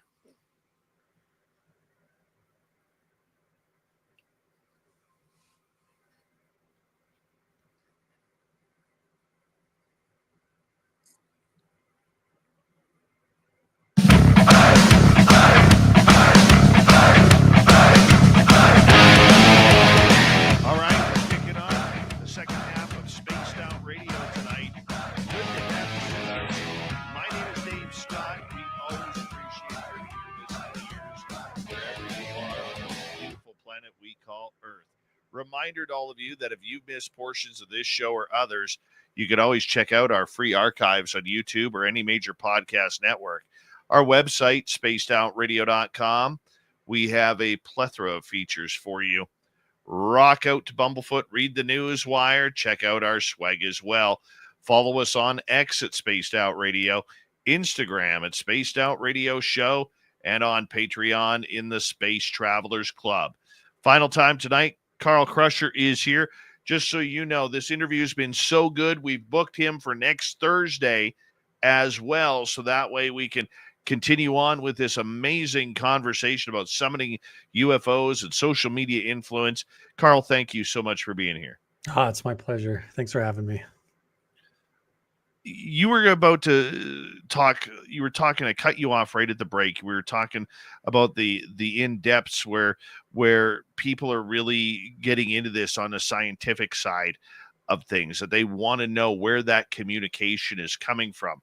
They want to know how this is being done, and we're trying to figure out the scientific side to this completely mind-melding way of summoning these craft. What's your thoughts on that? Well, to me, I'm a part of a new program, phase 2 of a program called the Modular Unidentified Phenomena Alert System that was developed by Dr. Jim Segala. And this is actually the grandchild, I guess you could say, of the Legacy program. So I mentioned earlier in the show how Edgar Mitchell, the astronaut on Apollo 14, went to the moon and did remote viewing experiments while he was there and on his way back. And when he came back from that trip to the moon, he took the results of that remote viewing experiment to Stanford University and partnered up there with Dr. Hal Puthoff. And they started working, him and Edgar Mitchell and Russell Targ, and they went with Wernher von Braun to NASA. And one of the remote viewers in their program at the time, a lot of people are really skeptical about him, whether you like him or not. People say he was a hoaxer, but Uri Geller was one of their primary research subjects. And they took Uri Geller to NASA to meet Wernher von Braun. And way back then, they had him look at UFO crash material. And he says and claims that he looked at alien bodies. And that was the first incident back then when they tried to take people who claimed they could do telepathy or remote viewing and involve them at NASA to try and communicate with extraterrestrial materials that they claimed were from the Roswell crash. And from that experience, Hal Puthoff was there, Edgar Mitchell was there, Uri Geller was there, and Wernher von Braun. And there's even photographs of that experience. But they went back to Stanford Research Institute And they developed an entire program where they were trying to use people with telepathic abilities and measure it. So they had gamma sensors, magnetometers, electromagnetic sensors, and all kinds of stuff at Stanford Research Institute. And they were trying to see if these psychic team members could actually affect the sensors with their mind. Like, could they communicate with the magnetometer with telepathy? And these used to be big sensors that took up like half of the office room just for one device. But you fast forward, and Dr. Hal Puthoff was like in charge of that program. And Dr. Hal Puthoff, after he left Stanford, he went to work for Bob Bigelow at Skinwalker Ranch and became the lead scientist and engineer there. And while he was the lead physicist and engineer and the scientist at Skinwalker Ranch, his main intern was Dr. Jim Segala. And Dr. Jim Segala was the actual engineer that was building the sensors for Dr. Hal Puthoff. So he took those big room-sized sensors and magnetometers that were at Stanford, and they figured out a way to combine them all down into a small box. Like 4 years ago, when I started working with Dr. Segala, it was still like a big, like 2 shoe boxes stacked on top of each other. That was the size of the device. And now Dr. Segala actually has it down to a wearable watch, like a Fitbit. So it has 15 different sensors in the watch. And then we also have a home unit, and we have a sky watching unit that has cameras and everything. So, I mean, I'm one of those people that wants the proof. I want the data. I'm like a little bit exhausted by going out and seeing things and having experiences that I have personally with my own eyes and that I experience. But then I come home and all you have is a story, or you have a piece of footage and you can't prove it to anybody. So I've been working with Dr. Segala, and we have these modular sensors now to where when you have an encounter, like you see a UFO or you have this paranormal activity in your house, these modular sensors can actually record that data at what they call a level of 5 sigma data, which is basically scientifically proven as a fact. And these sensors have been proven that they can achieve a 5 sigma level result. And so what we're doing now is literally I'm going out into these ancient canyons and trying to summon these UFOs. And then when I have experiences, even psychological or at home paranormal, these devices are capturing the measurable effects of that, the gamma waves, the EMF, and all of that. And then I can log those journal entries in, and Dr. Segala can match all that up and prove that I didn't imagine it. There's no way for me to hoax it. There's no way for me to fake like a off the charts gamma wave signal. I can't fake that in my house. That a gamma ray signal is coming from outer space. I can't do that. So when the sensor is validating the sighting, then we can take this whole effort to another level. So like, instead of just going out and claiming that I can do telepathy and see a UFO and film it in the sky, I have that other level where I can actually have that scientific level of data with all those 15 different sensors in the unit to back me up and to prove that. And we actually have a unit, 3 units in Norway at Project Hesla now. I have a phone call tomorrow where we're going to be placing sensors in the Rendlesham Forest. And I am actually talking with members of Jacob Barber's team about helping to supply their team with sensors and units as well, so that they can prove it. Wow. So there's a whole effort behind the scenes that's going on. And if people want one of these units at home, they can actually get one for free right now, because we had a sponsor donate like 10,000 units to the project. So it's pretty cool. Let's get to some audience questions here. We got 15 minutes to go, and I want to try and bang out as many of these as possible. Start off with Dave. Hey, Carl, what's the deal with Mount Wilson Ranch? Found you covering it. I really enjoyed your content. Yeah, so I was working there for several years. We did 2 different seasons for the History Channel for Beyond Skinwalker Ranch there. Basically, where all of that ended was we were trying to access the tunnel system to whatever was transmitting a signal underground in the meadow. We had the whole team there and finding all the evidence. And then what happened was, in the off season, in the fall, when the snow fell, the owner of the property ran into a bunch of financial problems. Had to, I don't want to tell his personal story, but you know, he had to make some decisions and take out loans and things. And what ended up happening there is that when I tried to go back to work at the ranch, every time I wanted to go, he was asking me to make $1,000 donation to the ranch and started asking me to pay for the privilege to go. And he was basically wanting me to go there and pay for the privilege to go and work there. And I just don't work that way. So I don't pay to go work at a place or whatever. Me personally, I know my value, and I know, like, if a person even wanted to hire a photographer, it would cost them like $50 an hour just to have a photographer or a film editor or somebody. And I was going and doing all of that work for them for free. But ultimately the owner just started trying to charge me money every time I set foot on the property. And I just told him, look, if we can't work as friends here to figure out what's going on at your ranch, then it isn't going to happen. So ultimately I just kind of quit working there. And the truth is like, it is an awesome place, and it is an awesome location, and there is a lot going on there, and we film the shows there. But this phenomena isn't pigeonholed to that one location. And some of the spots that I'm working right now, there's 2 private properties within the boundaries of Zion National Park that are very ancient locations that have caves full of ancient Native American artifacts and petroglyphs and all kinds of strange stuff, like the property you were talking about, Dave, in your hometown, just all kinds of stuff. And these are so much closer to home that I've got a list of places I'm supposed to go up around Skinwalker Ranch and near my community here that, like, I haven't really thought about Mount Wilson in a while, but I do know of a couple of investors that are kicking around the idea of trying to buy that property so that we can go back there and see what's going on still. So that's still not out of the question. Let's go to Kim here.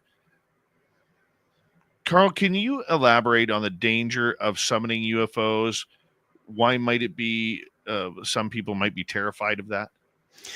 Yeah, I think that it just has that general stigma, and I've had to kind of get over that too. This idea that if you start to dabble with things like summoning, that basically you're playing with a Ouija board and you're going to attract something evil. Like, immediately, anytime I talk about this or post videos about it, people come up and say, like, well, you're just going to attract a demon, like an evil spirit's going to attach to you or follow you home. And even conversations around Skinwalker Ranch is this topic of the hitchhiker phenomena, that something can follow you home. But for me, I'm not personally scared of it. I know that there is concerns that if you have face-to-face contact or up close contact with a UFO, that there can be like radiation damage and effects, like they call it interference syndrome. Like, you can actually get dosed with radiation. But that's why I also have those modular sensors and all of that to try and track what's going on and to make sure that I'm safe. I talk to all of my friends and I pay attention. And if psychologically, emotionally, or spiritually, if I start to have like recurring nightmares or negative experiences, to me, it all has to do with your intentions. It's one thing to go out and try to summon a UFO because you're goofing around, because you think it's fun and you're like snipe hunting and you're going out like you're going to go camping and look for Bigfoot, and you're doing it like it's a game and you think it's funny. But that's not what I'm doing. And I don't recommend doing that. I don't recommend doing it like for slumber parties, like you would goof around with the Ouija board. I don't recommend that, because like we've been talking about, the phenomena is responsive to your thoughts, your emotions, and your intentions. And if you go out in the ocean and you go fishing, there's a difference between, swimming with dolphins and chumming for sharks. So just know what you're doing and don't play around. If you're worried about it being dangerous, then, and you're afraid going into it, don't do it. Because like I said, you've got to have that positive intention and positive vibe, kind of know where you're going and not be messing with ancient Native American burial sites or anything in a negative way. I would just say, like, kind of do your homework. I study the Gateway method. I study the Native American methods. I've gone all the way back and studied several ancient magic methodologies like Enochian magic and different shamanistic methods and Buddhist systems, and even the government's methods. And I think I know, working with some of Jacob Barber's team members, I kind of know how they do it. I know the methods and I know the techniques. And to me personally, I don't have a lot of fear around it just because I feel like I've done the homework and I kind of have that experience. But I would say if you're going to get started into it, just make sure and kind of do your homework and make sure that your attitude's on straight. Don't do it like it's a goof off game for sure. Yeah. You definitely have to have a clear mind, bodied soul. And remember, just don't say, I want anything, because you could get the bad ETs who want to come down and do bad things to your buttocks, right? You don't want that. But if you put out the intention that I'm looking for peace, love, light, and it sounds really hippie style, it really does. But in this case, it's absolutely true. Call for what you want. Yeah. And that will happen eventually. Let's go to T-Bone here. Do you think psionics could be a form of deception? I think we have to be aware of it. Personally, for myself, I don't think so. I think because there's been so many instances where I've been the one initiating it, and I do it here in my own home. I've done it so much privately on my own with nobody else around. But as far as the potential for all of this to be used as a form of deception, definitely. I think when you go back even to the predecessors, like I've talked about how I work with Dr. Jim Segala right now, and he was mentored by Dr. Hal Puthoff. Well, Dr. Hal Puthoff was trained by a guy named Andrei Puharich, and Andrei Puharich literally came right out of Montauk, which was one of the most unethical psychic research facilities that's ever existed, and they were trying to weaponize psionics. They were trying to use their knowledge about this phenomena and turn it into a weapon. And they were trying to develop it into technology, down to the point to where, like, even your Apple AirPods that you put in your ear now, if you go look at those patents that are filed on that, they have included in them all the technology to be able to transfer thoughts and dreams and even read your mind and read your dreams and thoughts through your earbuds that you're listening to music on. So I think along with all of this, and another reason why UFO disclosure is really difficult for the government and the Pentagon to do is because not only do they have to admit that this phenomena is real, but they have to admit all the unethical stuff that they did to figure it out. So they're going to have to admit that they did experiments on kids.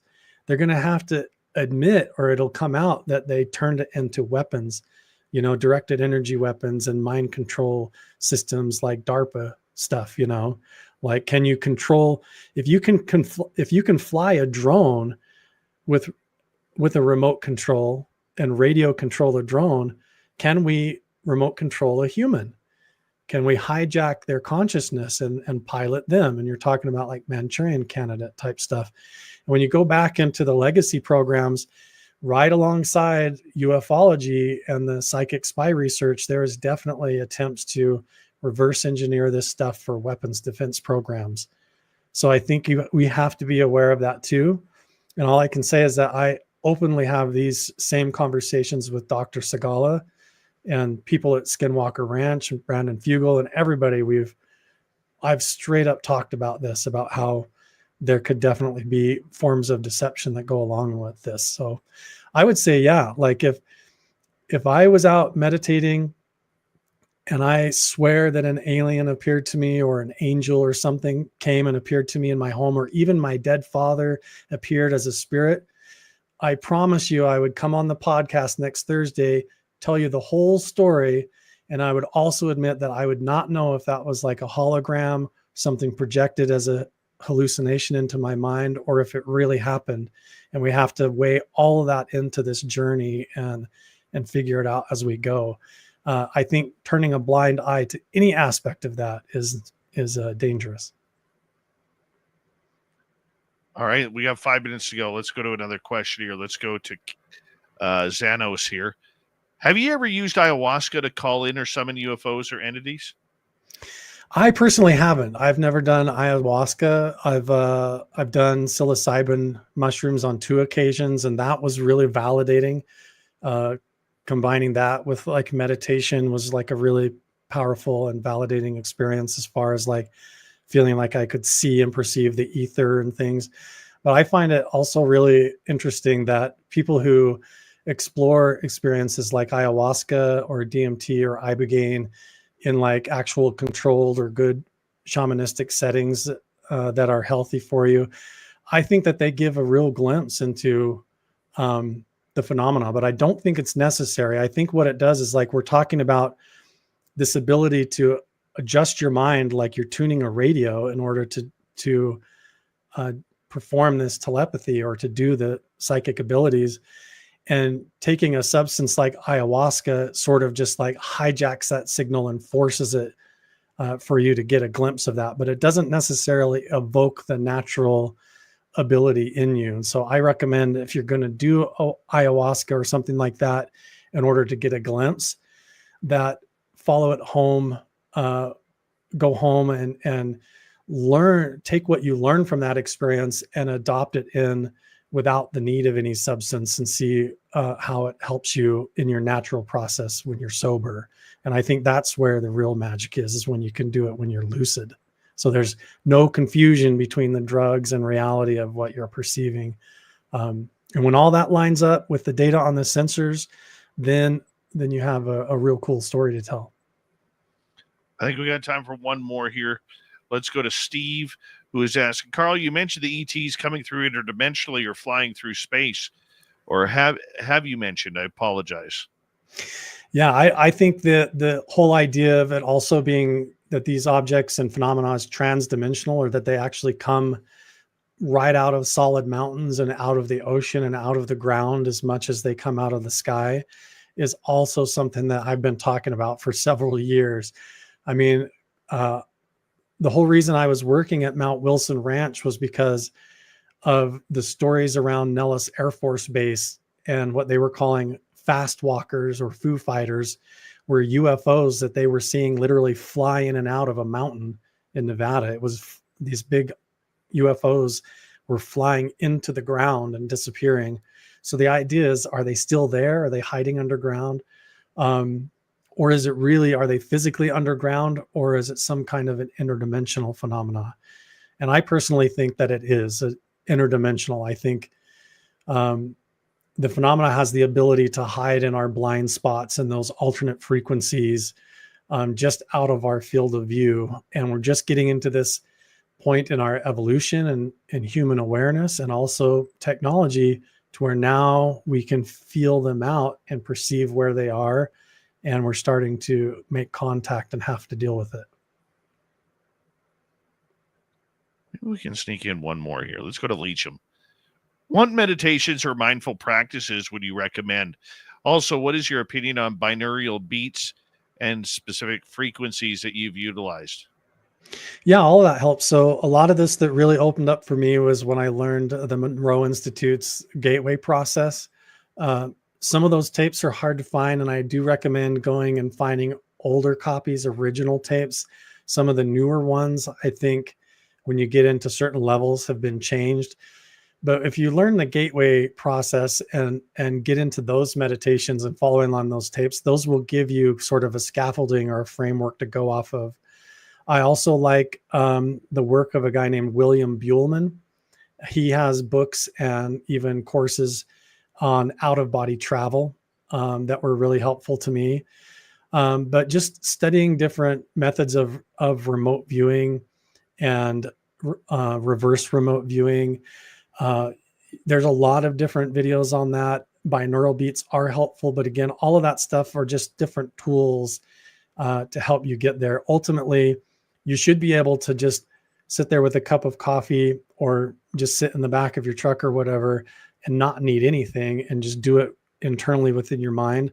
But some of those different programs and guided meditations can give you the experience and give you a glimpse of what it's like to have success with it, so that you don't need those crutches as you get better at it. But yeah, that's what I do, is a gateway process. And also there's another remote viewer called Daz Smith that has a website called remoteviewed.com that I recommend. Carl Crusher, everybody. We're going to bring him back next week for another great show. Coming up next, Swamp Dweller and little Timmy James on the UFO Report. You're listening to Spaced Out Radio with your host, Dave Scott.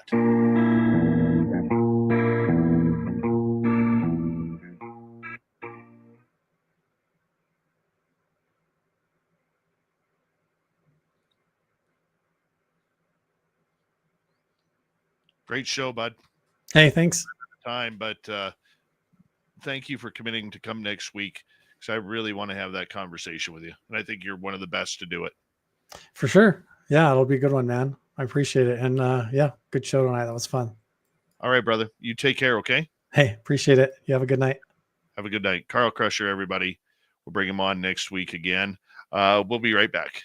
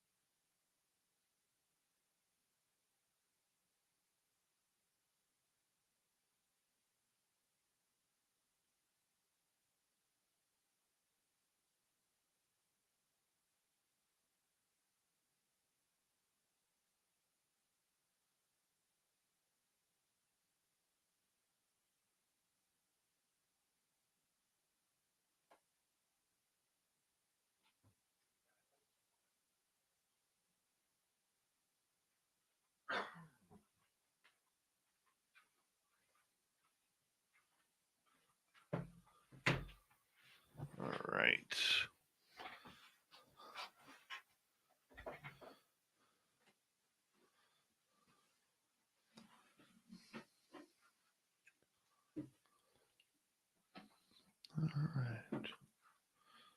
Get you ready here.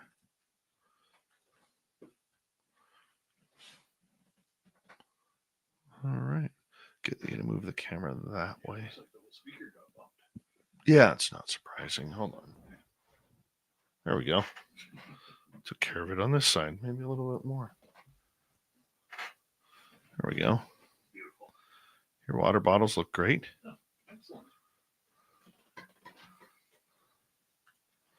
All right. And we'll turn you up here. All right.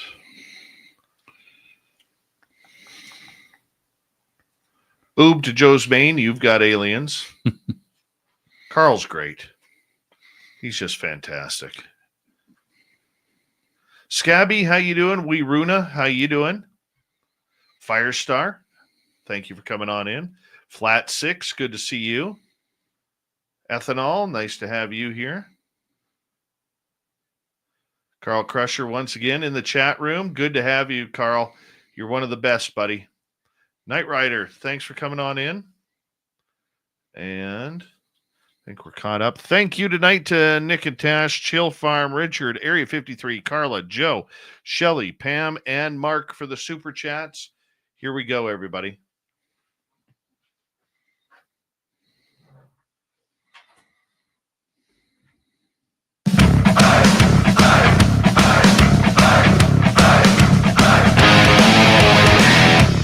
Go with the third and final hour of Spaced Out Radio tonight. My name is David Scott. We really appreciate having you listening wherever you are on this planet called Earth. Hello to everyone listening in on our terrestrial affiliates around North America, digitally on every major podcast network. Our website, spacedoutradio.com. We have a plethora of features for you. Rock out to Bumblefoot, read the news wire, check out our swag as well. Follow us on X at Spaced Out Radio, Instagram at Spaced Out Radio Show, and on Patreon in the Space Travelers Club. The Desert Clam has set the password for tonight in the SOR Space Travelers Club. Hesternall. Hesternall is your password. Use it wisely, Space Travelers, as the Clam sets the password each and every night right here on Spaced Out Radio. Let's head to the swamp. Hello and welcome to Spaced Out Radio's Swamp.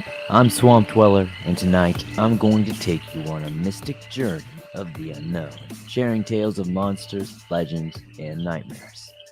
Welcome to the Spaced Out Radio Swamp. Let me start off by saying that Alabama is a weird and wonderful place. Sure, we have a sort of redneck vibe going on, but the state is actually a very beautiful and nice place to live in. The state is no stranger to paranormal events, especially in the UFO and alien category. An example of this is the Falkville Metal Man. Interesting story there. Anyways, this experience came from my sophomore year of high school. At the time, movies like Guardians of the Galaxy and Interstellar sort of put my interest into space. I would periodically lay out in my backyard, listening to music, and gaze up at the stars. Just sitting there imagining what goes on up there, just relaxing. Occasionally, I would see a moving star, but would always attribute those to planes. Except this one star was far off from a plane, and I, for some reason, just kept my eyesight on it. It was going west, when suddenly, it instantly changed directions at a 90-degree angle. Then started going south. I was confused, so I kept staring at it. A few seconds later, it changed directions instantly again, and this time it was going west. Only after it changed course, it revealed itself to not be a star. Something appeared behind the star. It was oval-shaped, glowing orange, and was massive. It made no noise, and started glowing extremely bright. I sat there in disbelief and kept my gaze on it. It looked like, upon further examination, that the star was in front of some sort of aircraft. It silently moved across the sky over my house and then suddenly just disappeared. The star was still there, and it was still moving. I was sitting there intrigued, hoping the craft would glow again, but the star soon faded into the night sky and disappeared itself. I ran inside and asked my family if they saw anything, assuming they would be considering the thing in the sky was glowing extremely bright. However, none of them saw anything. I wrote this down in my journal, which I had used to recall all sorts of weird paranormal events that I either research or experience. What makes the story weirder is that an hour later, military aircraft were out all over the sky. I don't know if that's normal, and we do sometimes see airplanes fly over our house, but never this many. There were dozens of airplanes, all seemingly scanning the sky. I've never told anybody what happened. My friends wouldn't believe me considering I come from a conservative environment, where people would scoff at the idea of anything outside of Earth.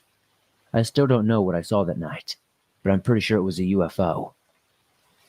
Thank you to Swamp Dweller for another creepy story. If you want more just like that, head on over to YouTube, ring that bell, hit subscribe. He's got thousands of stories just like that waiting for you to press play.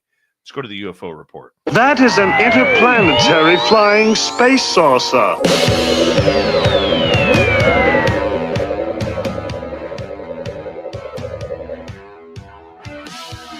You have made me very angry.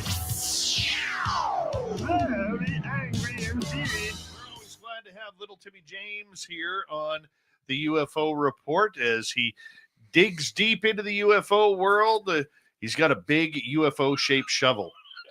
Yep. Big. What's that shovel like? Where'd you get that shovel? Can't tell you. Top secret. Oh, man.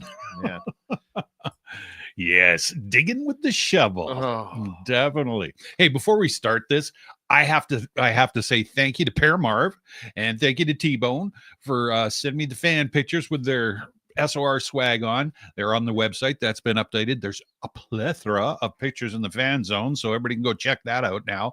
But thanks to T-Bone and Paramarv. Don't forget to send them in. Tim@spacedoutradio.com. Okay, sorry. Back to the report. I appreciate that. You're doing a great job on the website, man. Thank you. You really are. I mean, it's subtle. Mhm. It's very, very unique what you're doing. And I'm so happy to get the pictures going on that because it is just so incredible to, all those fan pictures that we have from our three events. We'll take more coming up. Mhm. What that's doing is it's actually motivating me. Like when I go to UFO Con 2025 here next week or the week after, pardon me. Yeah. It's going to allow me the opportunity to take some photos there. We could put those up, when we go to Nebraska to the Bigfoot conference, take photos there with people, put those up. And it's just a great experience. So if you've bought SOR swag or if you're listening, say you're watching on your big screen, 100-inch screen like cable guy Matt is, take a picture. Let us know how you SOR. We want to put them on the website. Make sure you go to tim@spacedoutradio.com, tim@spacedoutradio.com, and he will get everything updated. That's right. Because right now we've got 82 pictures from Dave up. And we've got a lot of T-Bone pictures. That gentleman has bought a lot of our swag. So thank you for that. Yeah, thank you very, very much. And we're going to get more up there very, very quickly. We got some different ideas we want to put up there on the website and get things going there as well. So once again, if you've been to one of our events or you bought SOR swag, even if you haven't been to either, but you take a picture, maybe you and your dog or you and your cat watching SOR on the TV. We want those. Absolutely. We want those. Absolutely. So let's make sure you do that. Once again, send your photos to tim@spacedoutradio.com. Perfect. We don't talk politics on this show unless it's UFOs, but I do have to ask you one question. Yes, sir. How excited are you? Yay! Finally. I know, right? So for those who don't know, being Canadian here and with all the tensions going on between Canada and the United States, we're finally going to an election. Dun, dun, dun, dun. April 28th, we will cast our ballots, and I am pumped. I don't think I've been more excited for an election than this one coming up. I'm thinking that you're speaking for a lot of Canadians. Actually, I think that there's a lot of jam ready for this one. I think there's a lot of people that are excited about this one. So let's hope. Yeah, I'm not going to say who I'm voting for or what I'm doing. No.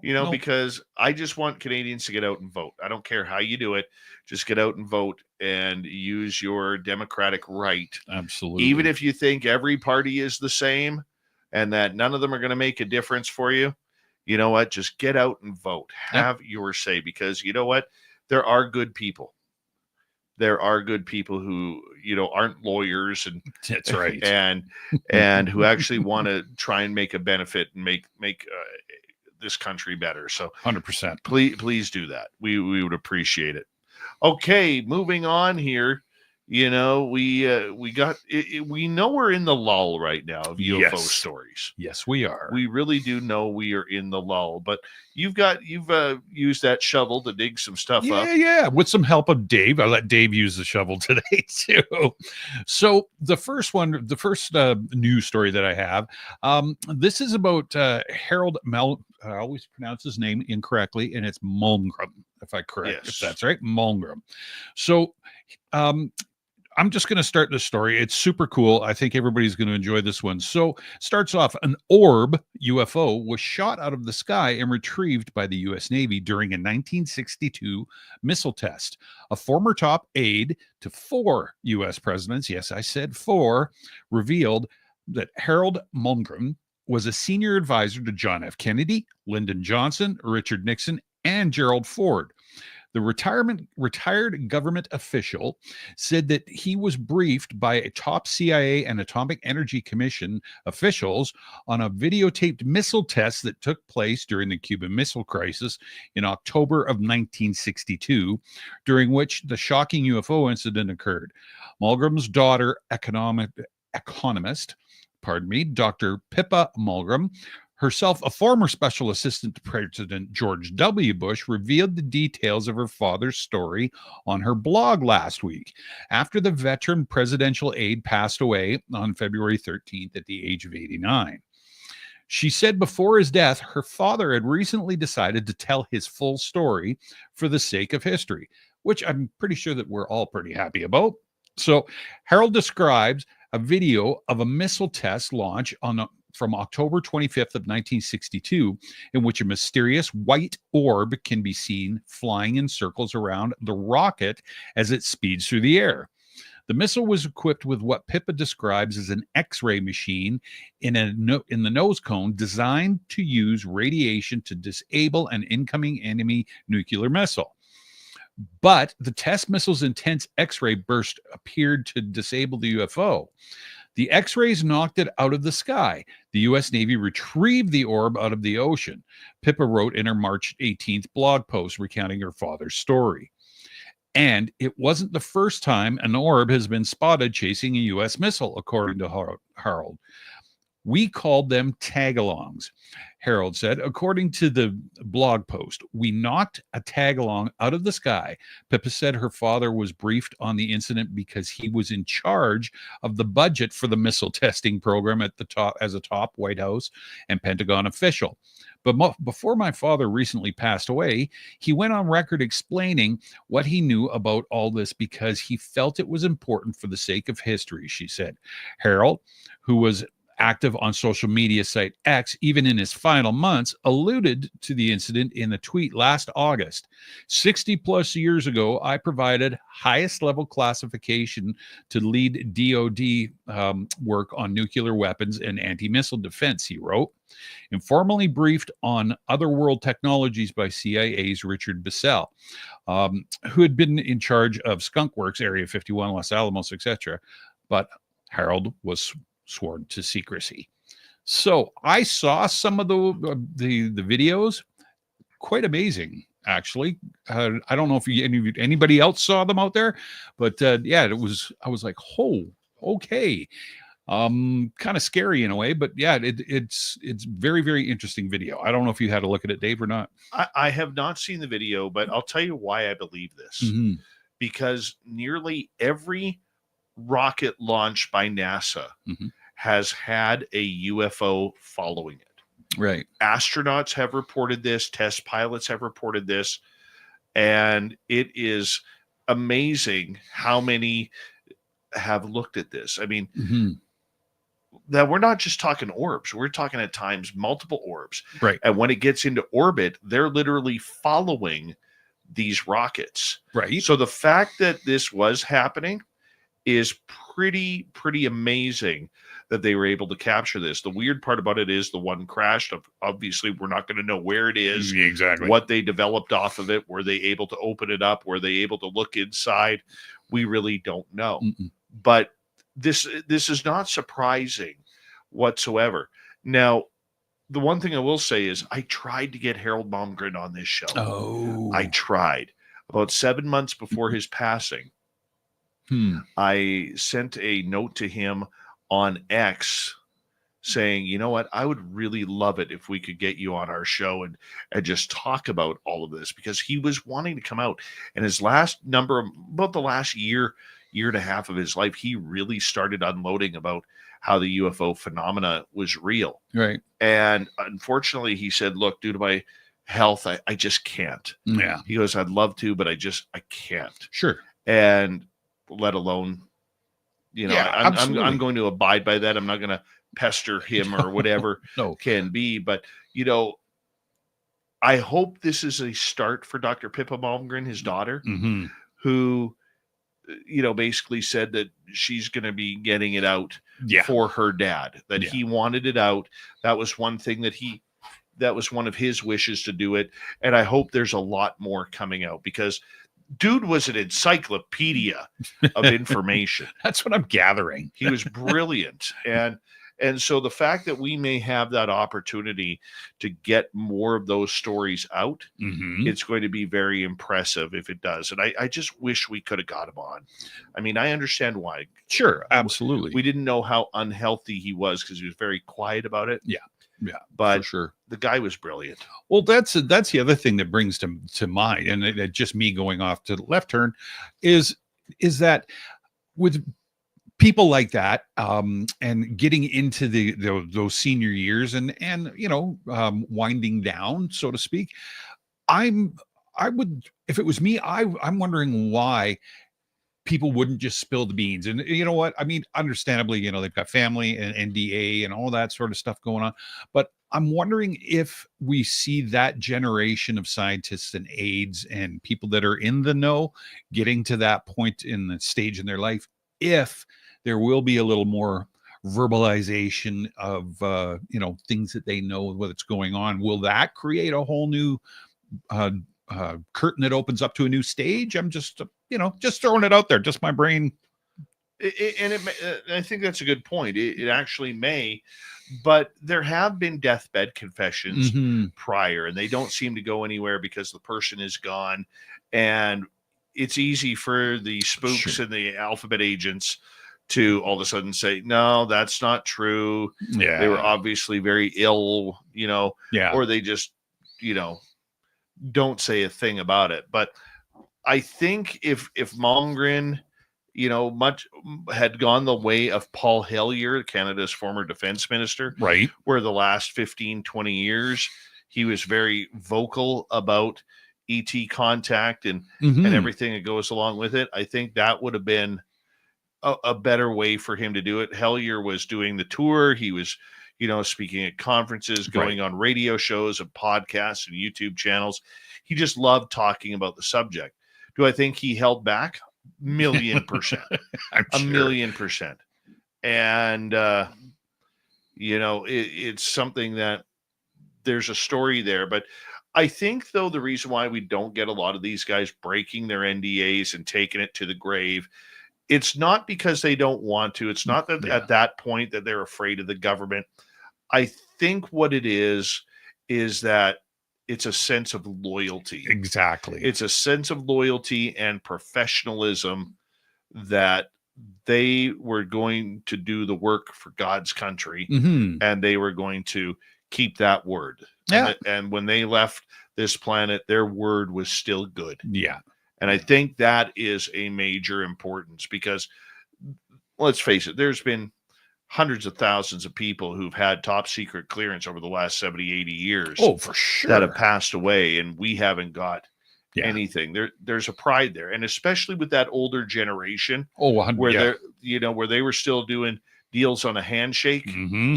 That meant the world. Yeah, and no question about it.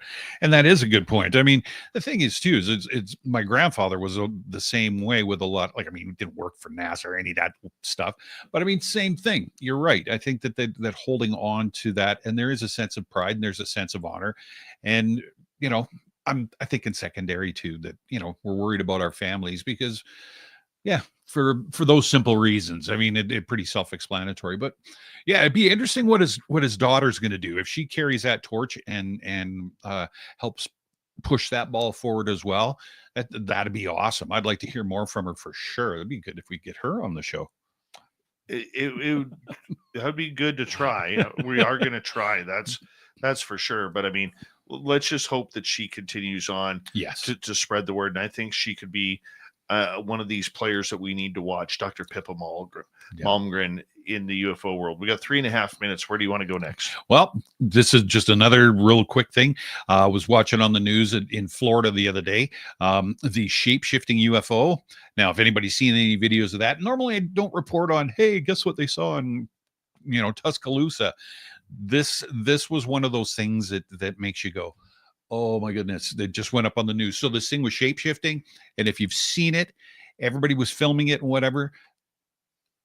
It's a garbage bag. I swear to God, it's a black garbage bag floating in the sky on a thermal. And it's shape-shifting, and they did news reports on it, and they've done articles on it. I saw the video. If you've ever seen a garbage bag floating in the air and moving around, I don't know. My opinion, I just had to throw it out there. If anybody's seen it, have a look. See if you can find it on X or whatever. It's quite interesting.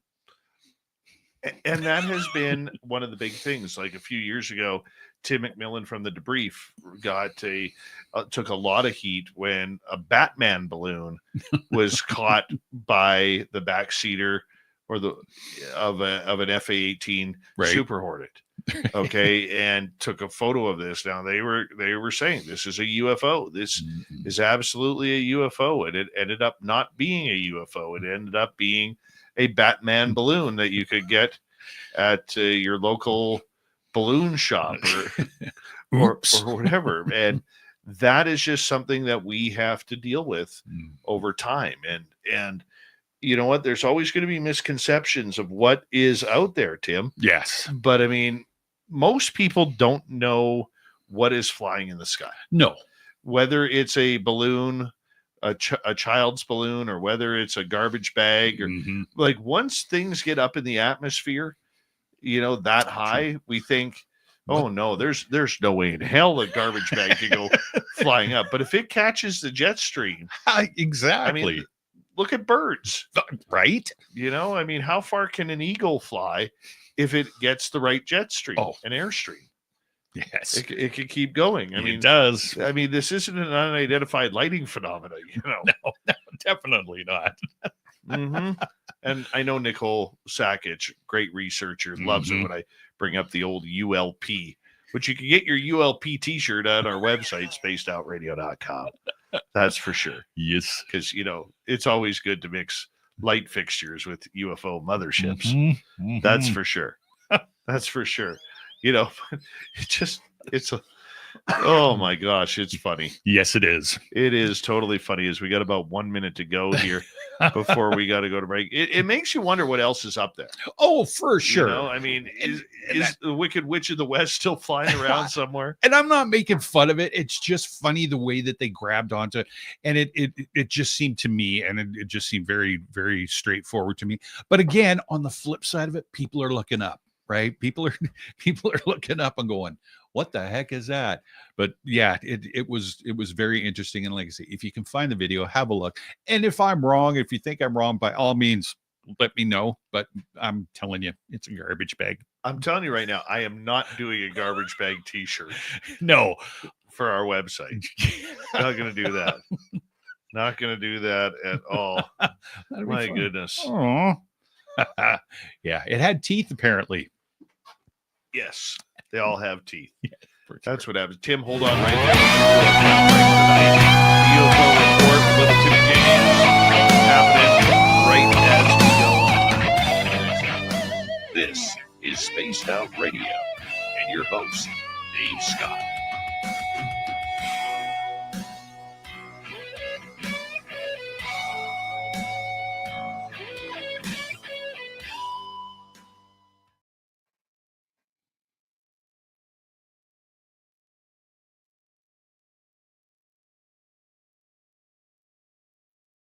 You know what the hardest part of my day was today? And I had a boring day at work. Okay, what's that? I had to change a battery in my mouse. Oh no. Yeah. I had to change a battery in my mouse. Was it just a pop-off mouse, or did you have to get a screwdriver? and No, it everything? was the pop Oh, off. okay. I'm always afraid of snapping those back in because the plastic is so weak. You think you're going to break it. Yep. Mm-hmm. You betcha. Mm-hmm. Oh. Keep her going, buddy. Oh, I'm going. No problem. Hey, your goatee's looking good, man. It's getting there. Getting long. It's getting there. Uh-huh. I mean, you're no Carl Crusher, but No. No. God, that was a good show. He's a dude, he is amazing. Well, like I was saying to Dave, it reminds me of a history teacher that I had when I was in high school. And excuse me, I don't know what it was exactly, but just the way he spoke and the way he explained himself, it very, very easy to absorb what he was saying, and it wasn't difficult to understand him. Yeah, I'm very, very good guest. Glad he's coming back on Thursday. Yeah, we got to bring him back. I'll explain why afterwards, like when we come back on the air. Yep. Why I'm bringing him back so quickly, because normally I don't do that. No. You know? Fast Heavy, I have not had an opportunity to look into the chair link yet. You know, my accountant, Tanya? Yes. She has a chair, paid the same amount as I paid for this. Okay. And hers has a heater and a massage. No way. Yeah.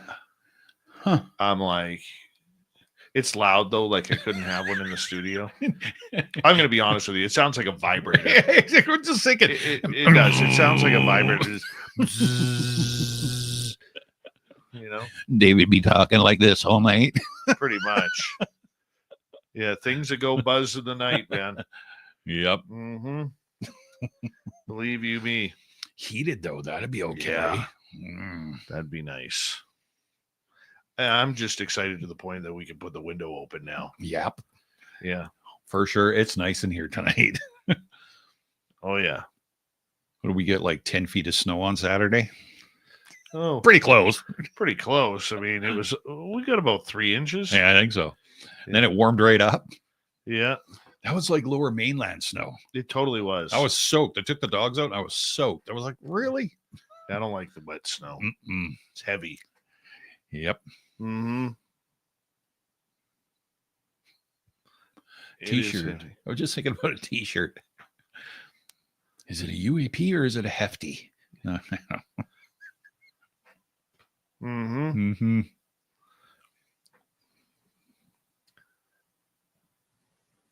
We're going to make a special t-shirt for Nicole Sakic. Uh-oh. It's going to read on there, UFO shit disturber. Poor Nicole. She's laughing right now. Yeah. I'll guarantee you right now, this is what she's doing right now. Because I know she's listening in. Right. Nicole is lying on her bed. Uh-huh. Right. She's probably listening on her phone, not her TV in her room. Right. And she probably has a cigarette going.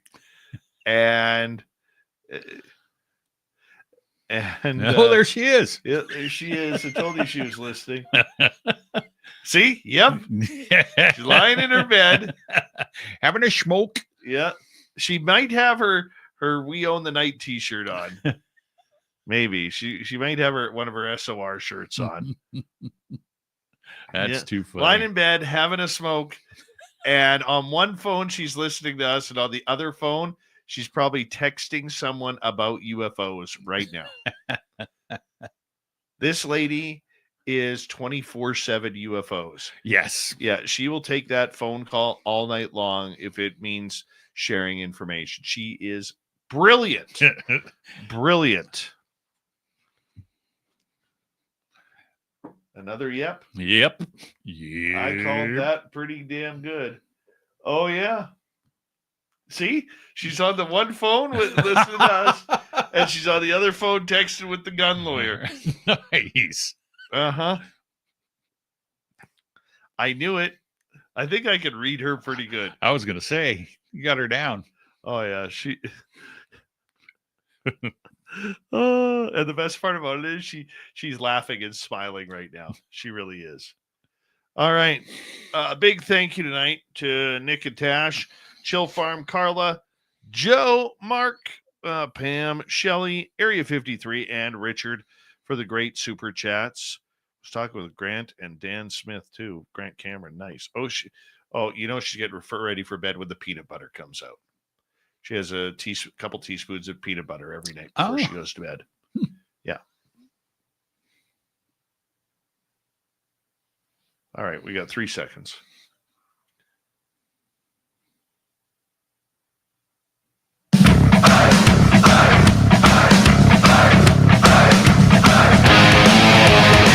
Here we go, the final half hour of Spaced Out Radio tonight. Good to have you with us. My name is Dave Scott. I always appreciate having you listen to ours, wherever you are on Earth. Reminder to all of you that if you've missed most of this show or others, you know what you can do? Check out our free archives. They're always free on YouTube or any major podcast network. Our website, spacedoutradio.com. We have a plethora of features for you. Rock out to Bumblefoot, read the news wire, check out our swag as well. Follow us on X at Spaced Out Radio, Instagram at Spaced Out Radio Show, and on Patreon in the Space Travelers Club. Here we go. Little Timmy James back for the UFO report. Now, I just want to mention one thing because I said to the audience earlier, we're going to bring Carl Crusher back next week. Not only is he a great interview, but one of the topics I wanted to get with him, and you've heard me talk about this in the recent past. This is about how the storyline is being taken over by social media influencers. Right. They're not ufologists. They're not apologists. Out of nowhere, they seem to have taken off on making this their new bread and butter disclosure for dollars. Now, I don't have a problem with that. Anybody who creates content on the story, good on them. Yep. Okay. But there seems to be an agenda here.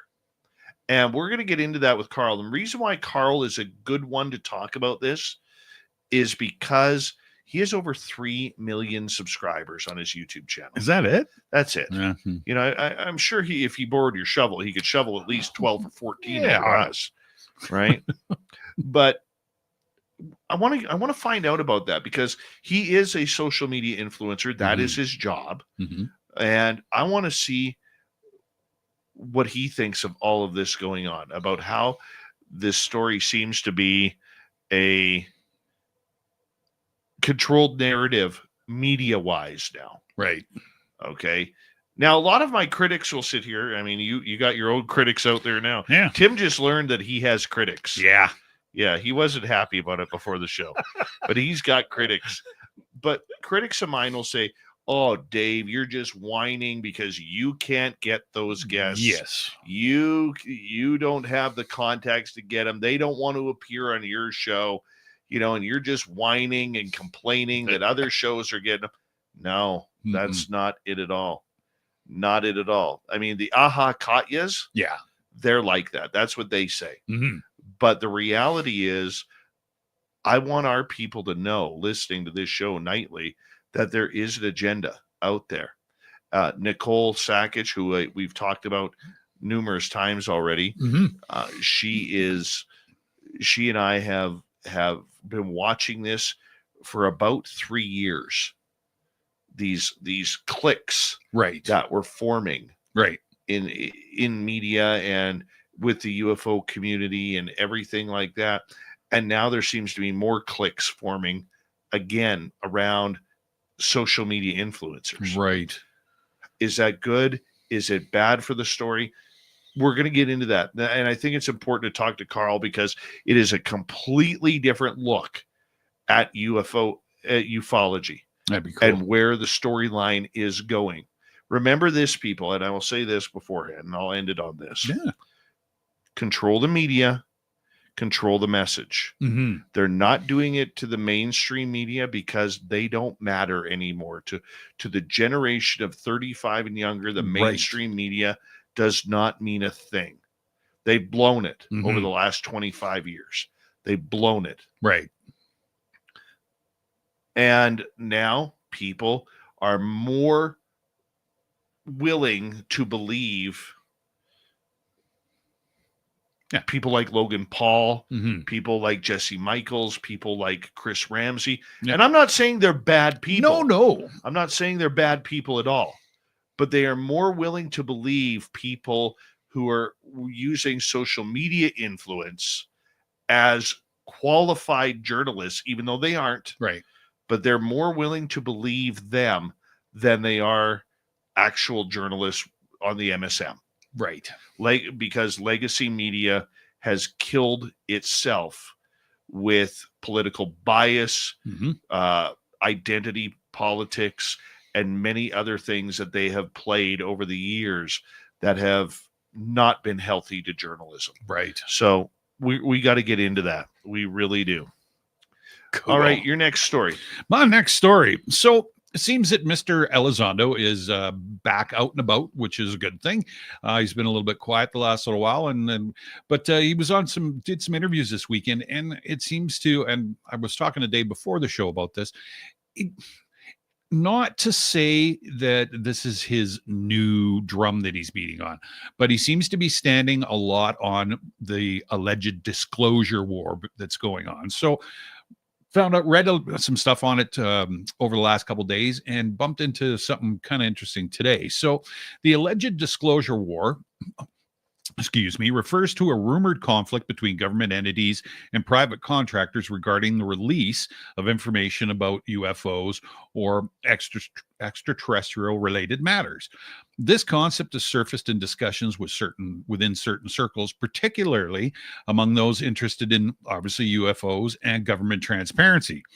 But it lacks definitive publicity, verified evidence as of today. There's not really a ton of stuff, but like I say, Lou was on and he had some stuff that he was talking about. So the idea stems from claims that private contractors such as aerospace or defense firms may possess classified data or technology related to UFOs, potentially obtained through government contracts, and that they are withholding it. Meanwhile, some speculate that factions within the government either push for disclosure or resist it, creating the tension. This narrative often ties into broader conspiracy theories about hidden knowledge of extraterrestrial life and advanced technology. In a recent interview, Elizondo spoke about an ongoing struggle between factions within the U.S. government and private contractors regarding the release of information about UFOs. For instance, a post on X from the 21st of March cited Elizondo responding to Dan Warren with a yes when asked if there is a war for disclosure between the government and contractors. Elizondo reportedly elaborated that there's a lot of people who think this conflict exists, suggesting a tension between those pushing for transparency and those resisting it, possibly within both governmental and private sectors, though he has not provided concrete proof. Without specific corroborated details, these claims remain anecdotal and unconfirmed. This idea obviously aligns with Elizondo's broader narrative as seen in prior interviews and his 2024 memoir, Imminent. He has consistently claimed that there's a concerted effort to suppress UFO/UAP related information, which he frames as a national security issue. In various discussions, such as this past August, in an ABC News interview with Stephanie Ramos, he emphasized the government's longstanding secrecy around UFOs and his mission to bring the truth to the public. The disclosure war concept could reflect this alleged push-pull dynamic, where some entities, possibly including defense contractors and proprietary technology or data, resist disclosure, while others, like Elizondo and certain congressional figures, advocate for it. The lack of official statement or declassified documents means this, quote, war is at best a hypothesis based on inside anecdotes and public frustration with government secrecy. It's a top it's a topic that thrives on ambiguity, driven by the intersection of classified programs, corporate interests, and slow pace of official UFO disclosure efforts. Until more tangible evidence emerges, it's a narrative shaped for more by speculation than by fact. So the interview was actually, I saw some of it. I didn't get to see a lot of it, but yeah, it not to sound negative, it's not a regurgitation, but it seems that Lou's actually in the interview, from my take, he's trying to split that. It's not just the government, it's not just the people in Congress that are trying to keep the secret.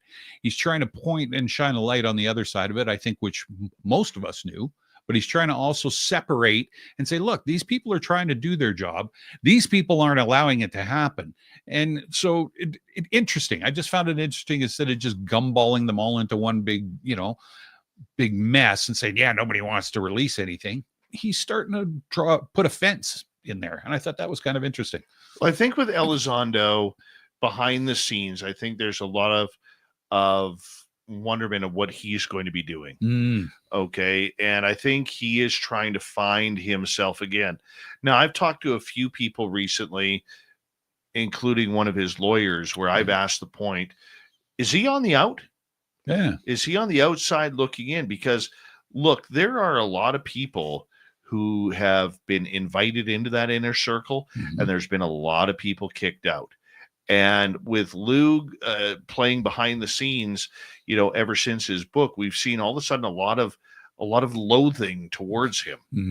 Whether it was from people who we thought were his friends, like Jay Stratton and Eric Davis, right, to people who are coming out of the woodworks, basically trying to undermine everything that he has stated. And I think because he's spent the better part of the last decade working on this story and trying to get what he feels is information out there, it does make me wonder whether or not he is on the outs. I mean, who expected David Grush to get that position, with the conspiracy theory group there? Yeah. Okay. To be a part-time, assistant to Eric Burleson. 2 years ago, even a year ago, we would have said that's Elizondo's job to lose. No question. Okay, we expected him to be going there. But I also think, as some people get good advice, some people get bad advice. And I think at times Elizondo has maybe put his faith in the wrong people as well. Sure. We all have at one point in our life. Yeah. Okay. Lord knows I have. And I know you have. And so it makes me wonder, and I'm saying this with zero proof. Yeah. Okay. But it does make me wonder whether or not he is on the outs of everything, or whether or not he is waiting for something else to come up. True. We do know that Donald Trump Jr. has invited him down for a couple of private conversations. Yes. That Trump Jr. has been public about. So you have to wonder, is that something about it? Is there something that could be working there? Yeah. Does political affiliation have anything to do with it? Because we don't know if he's a Republican or a Democrat. So we just know that he's part of this subject. And that's how it makes me wonder, is he trying to wiggle his way into another job for the sake? I mean, I shouldn't use the word wiggle. That sounds cheap and cheesy and sleazy, and it's not that way. But is he trying to position himself into another job using his knowledge of UFO / UAP / remote viewing to try and maybe get a position within one of the alphabet agencies again? So it's hard to say right now. Yeah. On what's going on. I'm still waiting for some definitive words on that. I hope it comes soon. Yeah. Lou has been good to this show. Okay. Others around him have not. Yes. Okay. But Lou, for the most part, has been good for this show and for this show. He's never denied a text message from me. And even if, let's say I text him today, and if I don't hear from him a week or 2 weeks, he always does get back. Yeah. And I think that's classy of him. No doubt. Okay. Does that mean that, I'm going to send the guy a Christmas card, or he's going to send me one? No, it doesn't. But on the flip side, knowing that he knows who we are, he'll take our text messages, he'll take our phone calls. That means something. So Of course. I hope he finds something, but I just don't know whether or not there's room for him right now. Mm-hmm. With Barber taking the spotlight, with Grush taking the spotlight, that's why I asked the question: is Lou's star fading? Right. Yeah. Well, time will tell. And yeah, that'd be interesting. I'd like to know. I mean, and you're right. I think it's, like my grandfather said, you got to beware the dog that doesn't bark. And Grush hasn't been out there barking, right? And then all of a sudden he just appears out of nowhere. So yeah, time will tell. Time will tell. 6.5 minutes to go. What do you got for us? Well, I stole this from Dave because I heard him telling the story tonight on something else he was doing. And I was like, this is awesome. So not really UFOs, but along that line. So this goes back to March of 1962. Dave's giving me the look. You stole my story. Stole my story, man. I guess time out a second. I think you owe me one. Yeah. Because I steal a lot of your stuff. I do. I really do. That's okay. That's what we're here. We all work together. Absolutely. And let's preface, this story does come from a great Facebook channel or Facebook page called Creepy Acres. Yes. I've tried to message them to try and get them on the show. Yeah. They have never responded. Oh, really? Maybe they just like doing their own thing and whatever, but these guys are awesome. Yes. Yeah, they are. So this, again, here we go. So this happened March of 1962. So basically, in initial reports, this is about a young man that went fishing and went out with 3 or 4 of his buddies. So he's 16 years old, and his name's Edward McCleary, and he's from Fort Walton Beach. And 4 of his buddies paddled out on a raft from Fort Pickens to spearfish and explore the USS Massachusetts, located about 1.5 nautical miles southwest from where they started. So in initial reports, including from Pensacola News Journal, there was no mention of a sea monster, sea serpent, or any other creature. McCleary had told authorities at the time that the group had set out at about 1:30 p.m., but soon their raft began taking on water, so the group decided to head back to shore. But the tide fought against them, carrying them further away from the shoreline. The weather turned, a fog rolled in, and the tide kept carrying them away from land. Eventually, the group began to swim to a buoy. One of the young men began developing leg cramps, McCleary said, so he had another buddy stay with the struggling swimmer. He lost sight of his other 2 friends. As night came, he would lose contact with all of his buddies. McCleary kept swimming toward shore. It was still dark when he had made it back to land near Fort Pickens. I went into what I thought was a Coast Guard watchtower when I became cold, huddled in a corner, and finally went to sleep, he told the Pensacola News. He woke at 6:45 a.m. in the tower and was soon rescued. McCleary said he never saw anything of the other 4 boys or them go under, and there was no mention of a sea monster. His friends were presumably drowned, and one body would later be found, with drowning listed as the cause of death. It wasn't until later that a different tale emerged.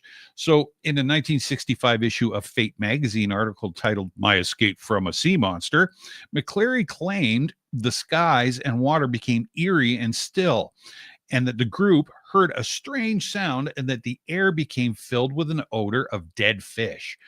They heard a splash, followed by a large wave crashing over the raft. Then, through the fog, they saw it, an object, and it looked like a telephone pole with a bulb on top. It was about 10 feet out of the water, according to the Fate article. Other strangeness followed, including a loud whine that caused the boys to panic and start swimming towards the shipwreck. They could hear splashing and hissing.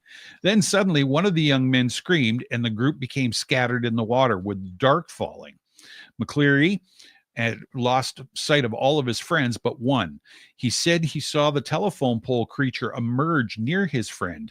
It had 2 small eyes. Then the creature opened its mouth and fell upon his friend, taking him deep into the gulf. McCleary, who died in 2017, presumed his friends all suffered the same fate, according to the article. So that's the story. It's been debated for sure. Some have speculated methane gas bubbles caused hallucinations among the friends. Others have theorized it was a known creature, perhaps a North Atlantic right whale. Who knows for sure? North Atlantic right whale. Never ever heard of one. No. And I don't like sea monsters. Let's just be honest. Yeah. If anybody doesn't like sea monsters, it's me. Mm-hmm. You know, not a fan. Don't want them around. Nope. Don't feel comfortable with them. Just want to be able to, you know. Yeah. No. I mean, look, we know that area of the Florida Peninsula, oh my goodness, is filled with sharks. Among other things. Let's talk about hammerheads, Oh, bull sharks, tiger sharks, Oh. great white sharks. Mhm. Never mind the passive lemon sharks, Oh, the nurse shark. the nurse shark, you know. But there is a lot of stuff in there that could kill you. Oh, absolutely. And look, we know that there are people who claim sea monsters. People have claimed sea monsters of the sea for hundreds of years. Yeah. Since we started exploring. Mm-hmm. Now, could that be part of the issue? Sure. Maybe it was a whale. I mean, Yeah. especially if it was at night. Mm-hmm. You know, could they make that mistake for a giant whale? Possibly. Sure. You know, I mean, if they heard noises, I mean, sperm whales. Yeah.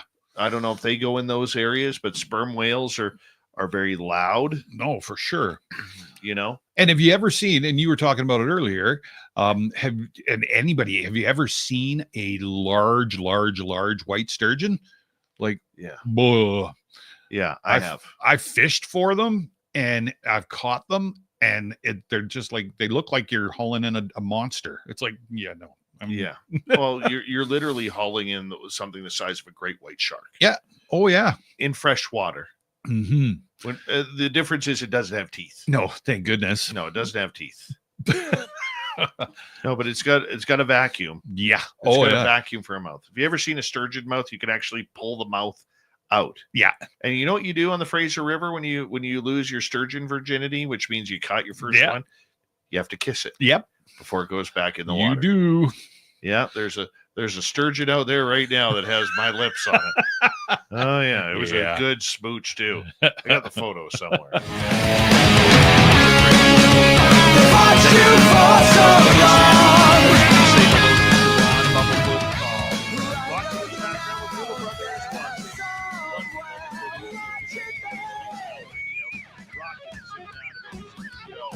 Get your God himself. Special thanks to wherever you may be. Thank you to everyone in our chat rooms, YouTube, Twitch, LinkedIn, Space Travelers Club, and on X,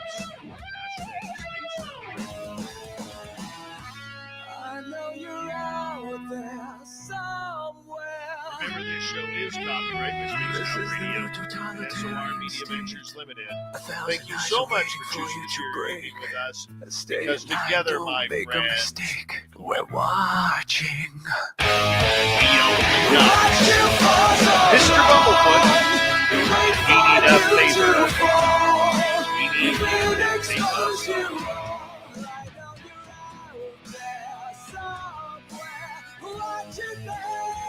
Yes, the blue train has docked for the night. But soon, my friends, we shall ride again. Seats are always available. Your tickets never expire.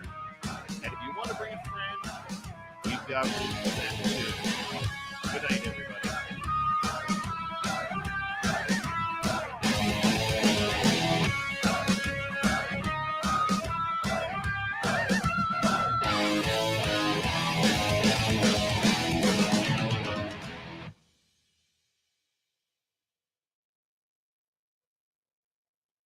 I just have to say that I'm geeking out a little bit here. Are you? Yeah, because in the chat room, the legendary Alan Greenfield was in our chat room. Oh, And I am a giant Alan Greenfield fan. I got to get him back on the show. Alan, let me know in the chat room if you're still listening. I hope you are. Let me tell you something freaky. okay. Okay, because I've had some strange stuff with Ola Phillips, myself, Mhm. and Alan happen. So Alan is very into the occult. He's probably one of the foremost experts in the world on the occult and secret societies and all of this kind of real weird shit. Yeah, right. So Alan was used in the series Hellier, which is a YouTube show, and it's a great production by Greg and Dana Newkirk. I'm a big fan of that series.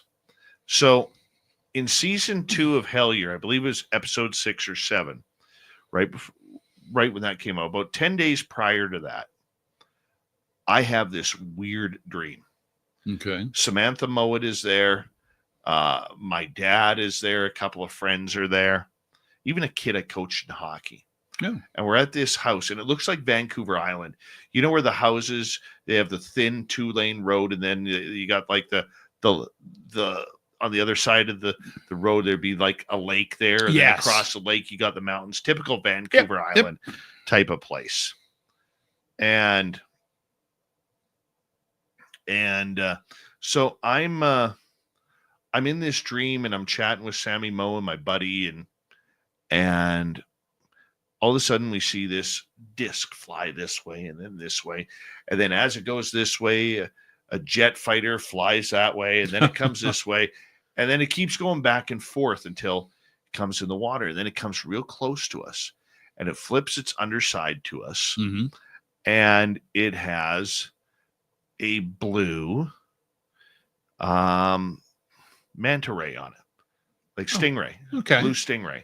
But the short-tailed stingray, not the long-tailed stingray, the short-tailed stingray. So like 9-10 days later, watching season 2, episode 6 or 7 of Hellier, and there's Alan Greenfield on there. And imagine my jaw dropping to hit the floor when he starts talking about how some of these craft have blue stingrays painted on them. No. I have never heard this before. Okay. Right on. Never heard about this before, and never heard of anything like, why would a UFO have a blue stingray painted on it? Yeah. And I'm thinking, okay, in my dream, that looks awfully odd that there's a blue stingray. And then 9-10 days later with Alan, that comes on. Wow. Scared the hell out of me. No doubt. Some ETs in there. Yeah, no, it's almost ready. Just got to finish the paint on the bottom. Like, yeah, that, right? Crazy. That's cool, though. Very cool. Oh.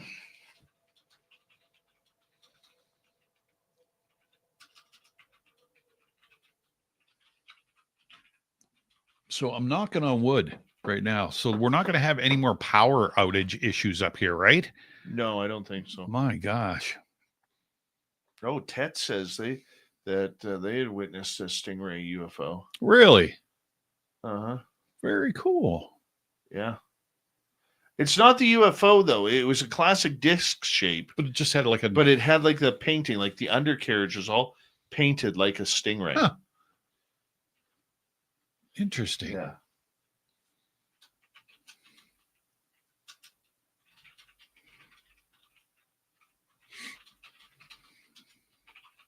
Did you see the pictures of the truck on its roof over by my place?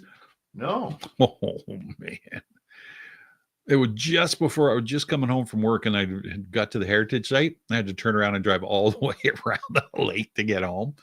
I was like, but yeah, it went off Why the did they highway. block right in front of your area? Right. Yeah, the fire trucks and everything. The truck, I guess, come off the highway and went right in the ditch there. Yeah, like was heading south, and just along, and then just where the cement abutments or the no-goes end, went over. Looks like he went over and then kind of whatever cartwheel. But yeah, there was this black, I think it was a black Ford truck sitting upside down on its roof, and there was another. It looked like it had hit another truck that was down on the road in front of the coffee place. So yeah, power lines and everything were down. I was like, dang. But they sent the ambulances north, code 3. So it's like, oh. But there was a second accident there too, was there? Was an accident. There was the accident in front of my place. Then there was one further up towards Lac La Hache. And then the reason you guys didn't have any power down this end is because a goose at the 103 hit the power lines. And took those out. Not part of the Canadian Air Force. Nah, he was retired. Apparently. Tets, no, mine was just a silver disc with the painting on the bottom. It never morphed into anything.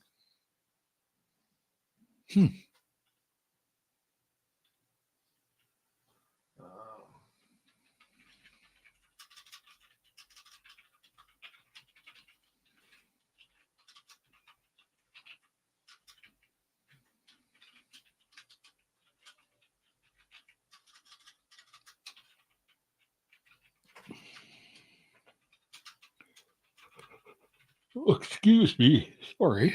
Ugh. All right.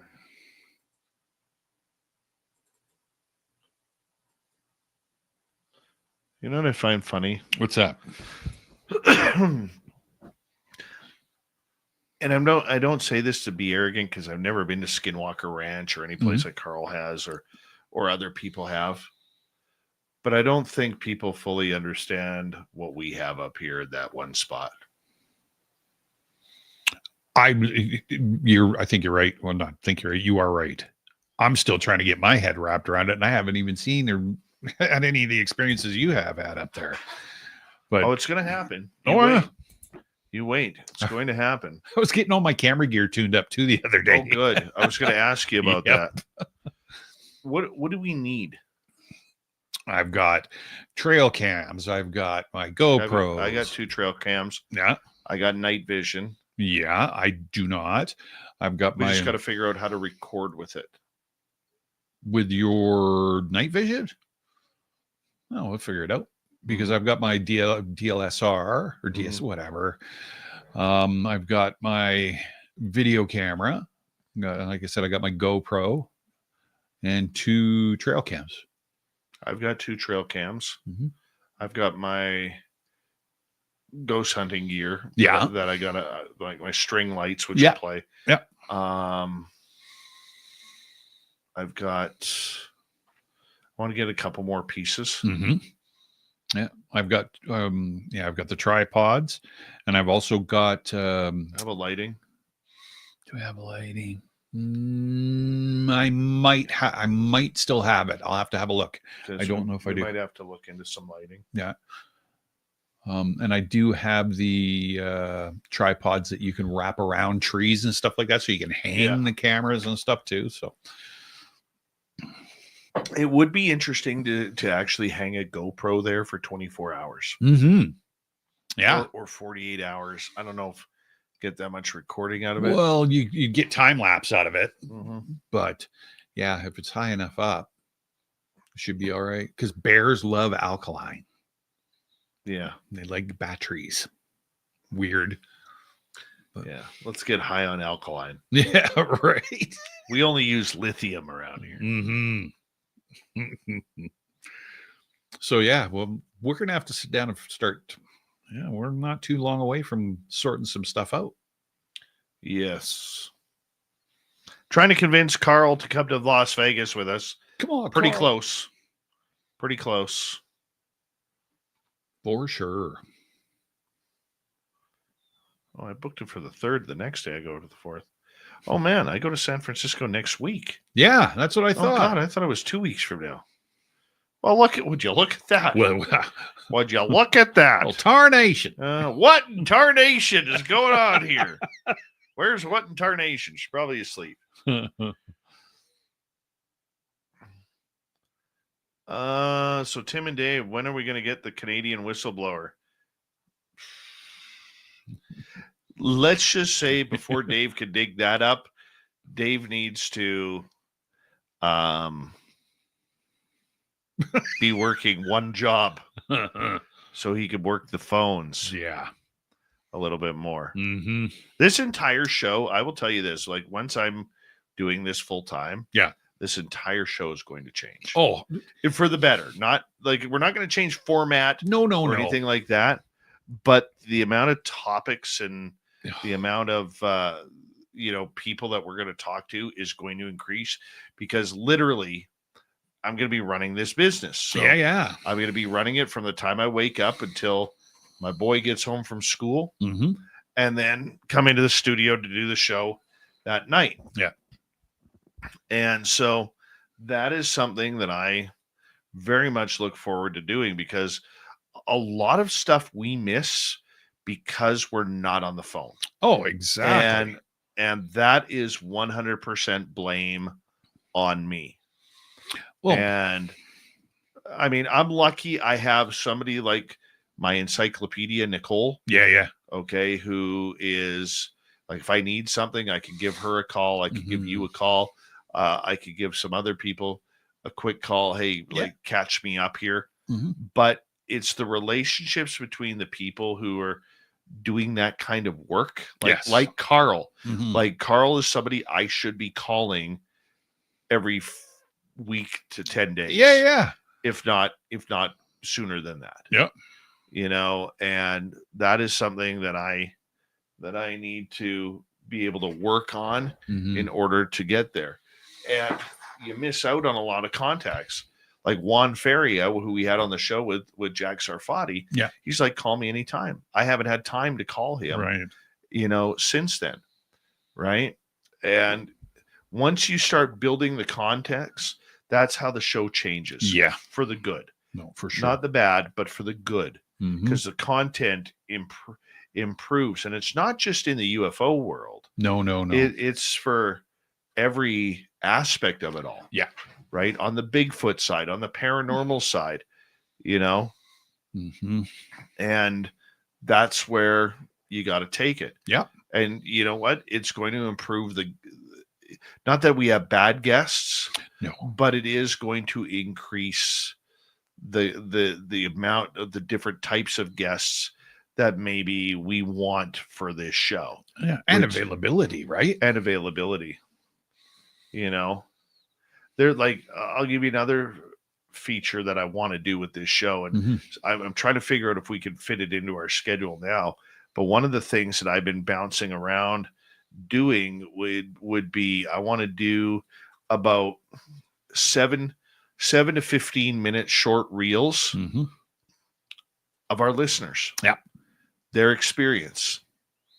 And if we have to edit, we'll edit. We're not going more than 7 to 15 minutes. Yeah. I just want them to come in, tell their story, and that way we have record of it, and it's there, and maybe put some highlights behind it. You're an editing king.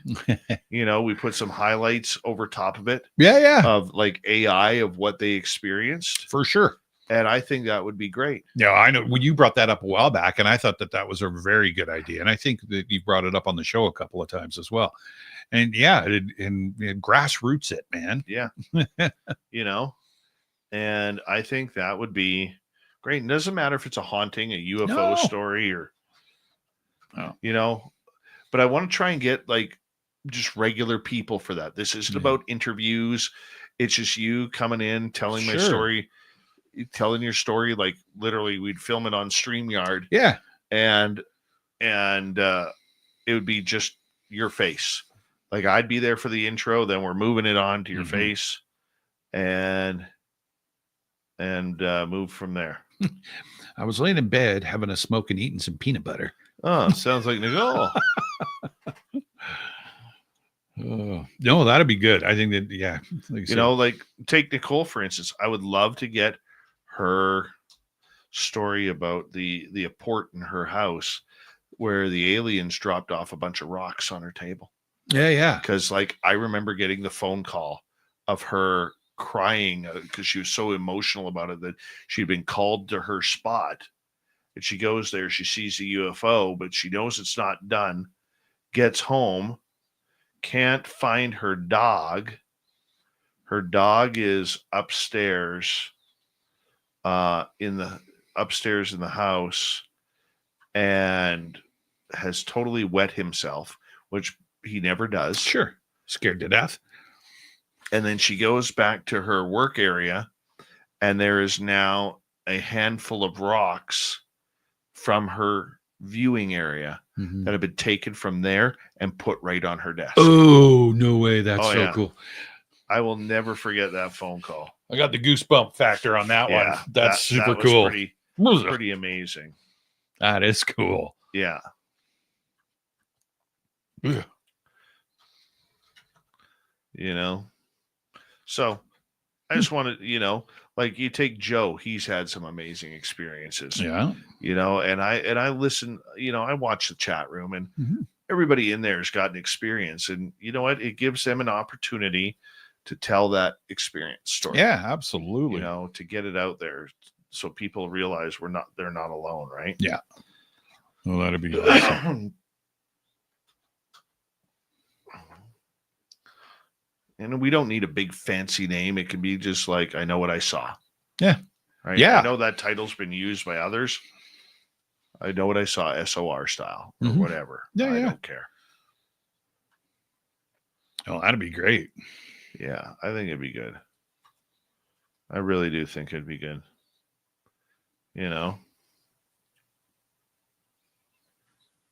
So, yeah. God, I can't wait to get out there. I really cannot wait to get out there. Yeah, it's changing out there. So, yeah. I don't know if I'll go there yet. Yeah. But I might try to get to the spot one. Yeah. And the only scary part about spot one is when you're coming down that hill before you get to the cattle guard. Yeah. You got to make sure you're sticking to the right, because if you go to the left and the ice takes you to the left, you're that's going to hurt. Bye-bye. Yeah, it's going to hurt. Oh. And with no phone service out there. Yeah, no kidding. Nicole says, still freaks me out. Was my woo slap. Had scoffed at reports that the phenomena let me have it. Yeah, they did. Yeah. Yep. Yeah, they did. Yeah, the woo slap. That's so cool, but so freaky at the same time. I don't know. I think I'd like to do one of those reports a week. Yeah. Yeah. One of those a week. So once we get everything else finalized, like with the business side of everything, and then you got the website all updated and everything. Just about there, man. Just about there. Yeah. Then we can worry about doing that. Yeah. Yeah, that'd be great if we both weren't working our day jobs. Yeah. Oh, that's what we're working towards, man. Yeah. Oh, yeah.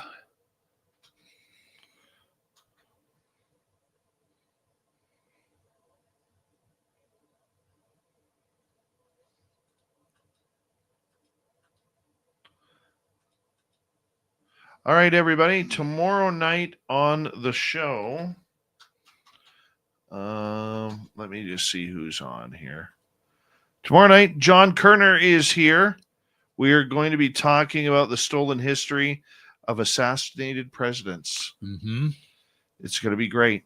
I hope you guys enjoy it. Thank you tonight to Richard, Area 53, Shelly, Pam, Chill Farm, Carla, Joe, Mark, and Nick and Tash for the great super chats. Greatly appreciate the love. And we'll see you all tomorrow night. Don't forget to hit subscribe, ring that bell, and don't forget to shop at our Spaced Out Radio store. Why, Tim? Because we have no ugly swag. No ugly swag, people. We'll see you tomorrow night. Take care.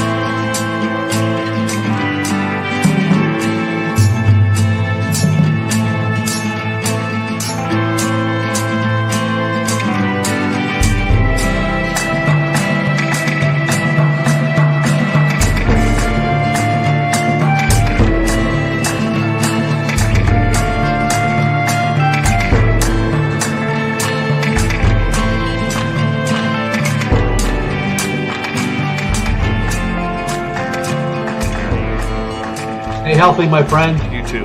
You need bail money, give me a call. Always, Dad. Take care. You too.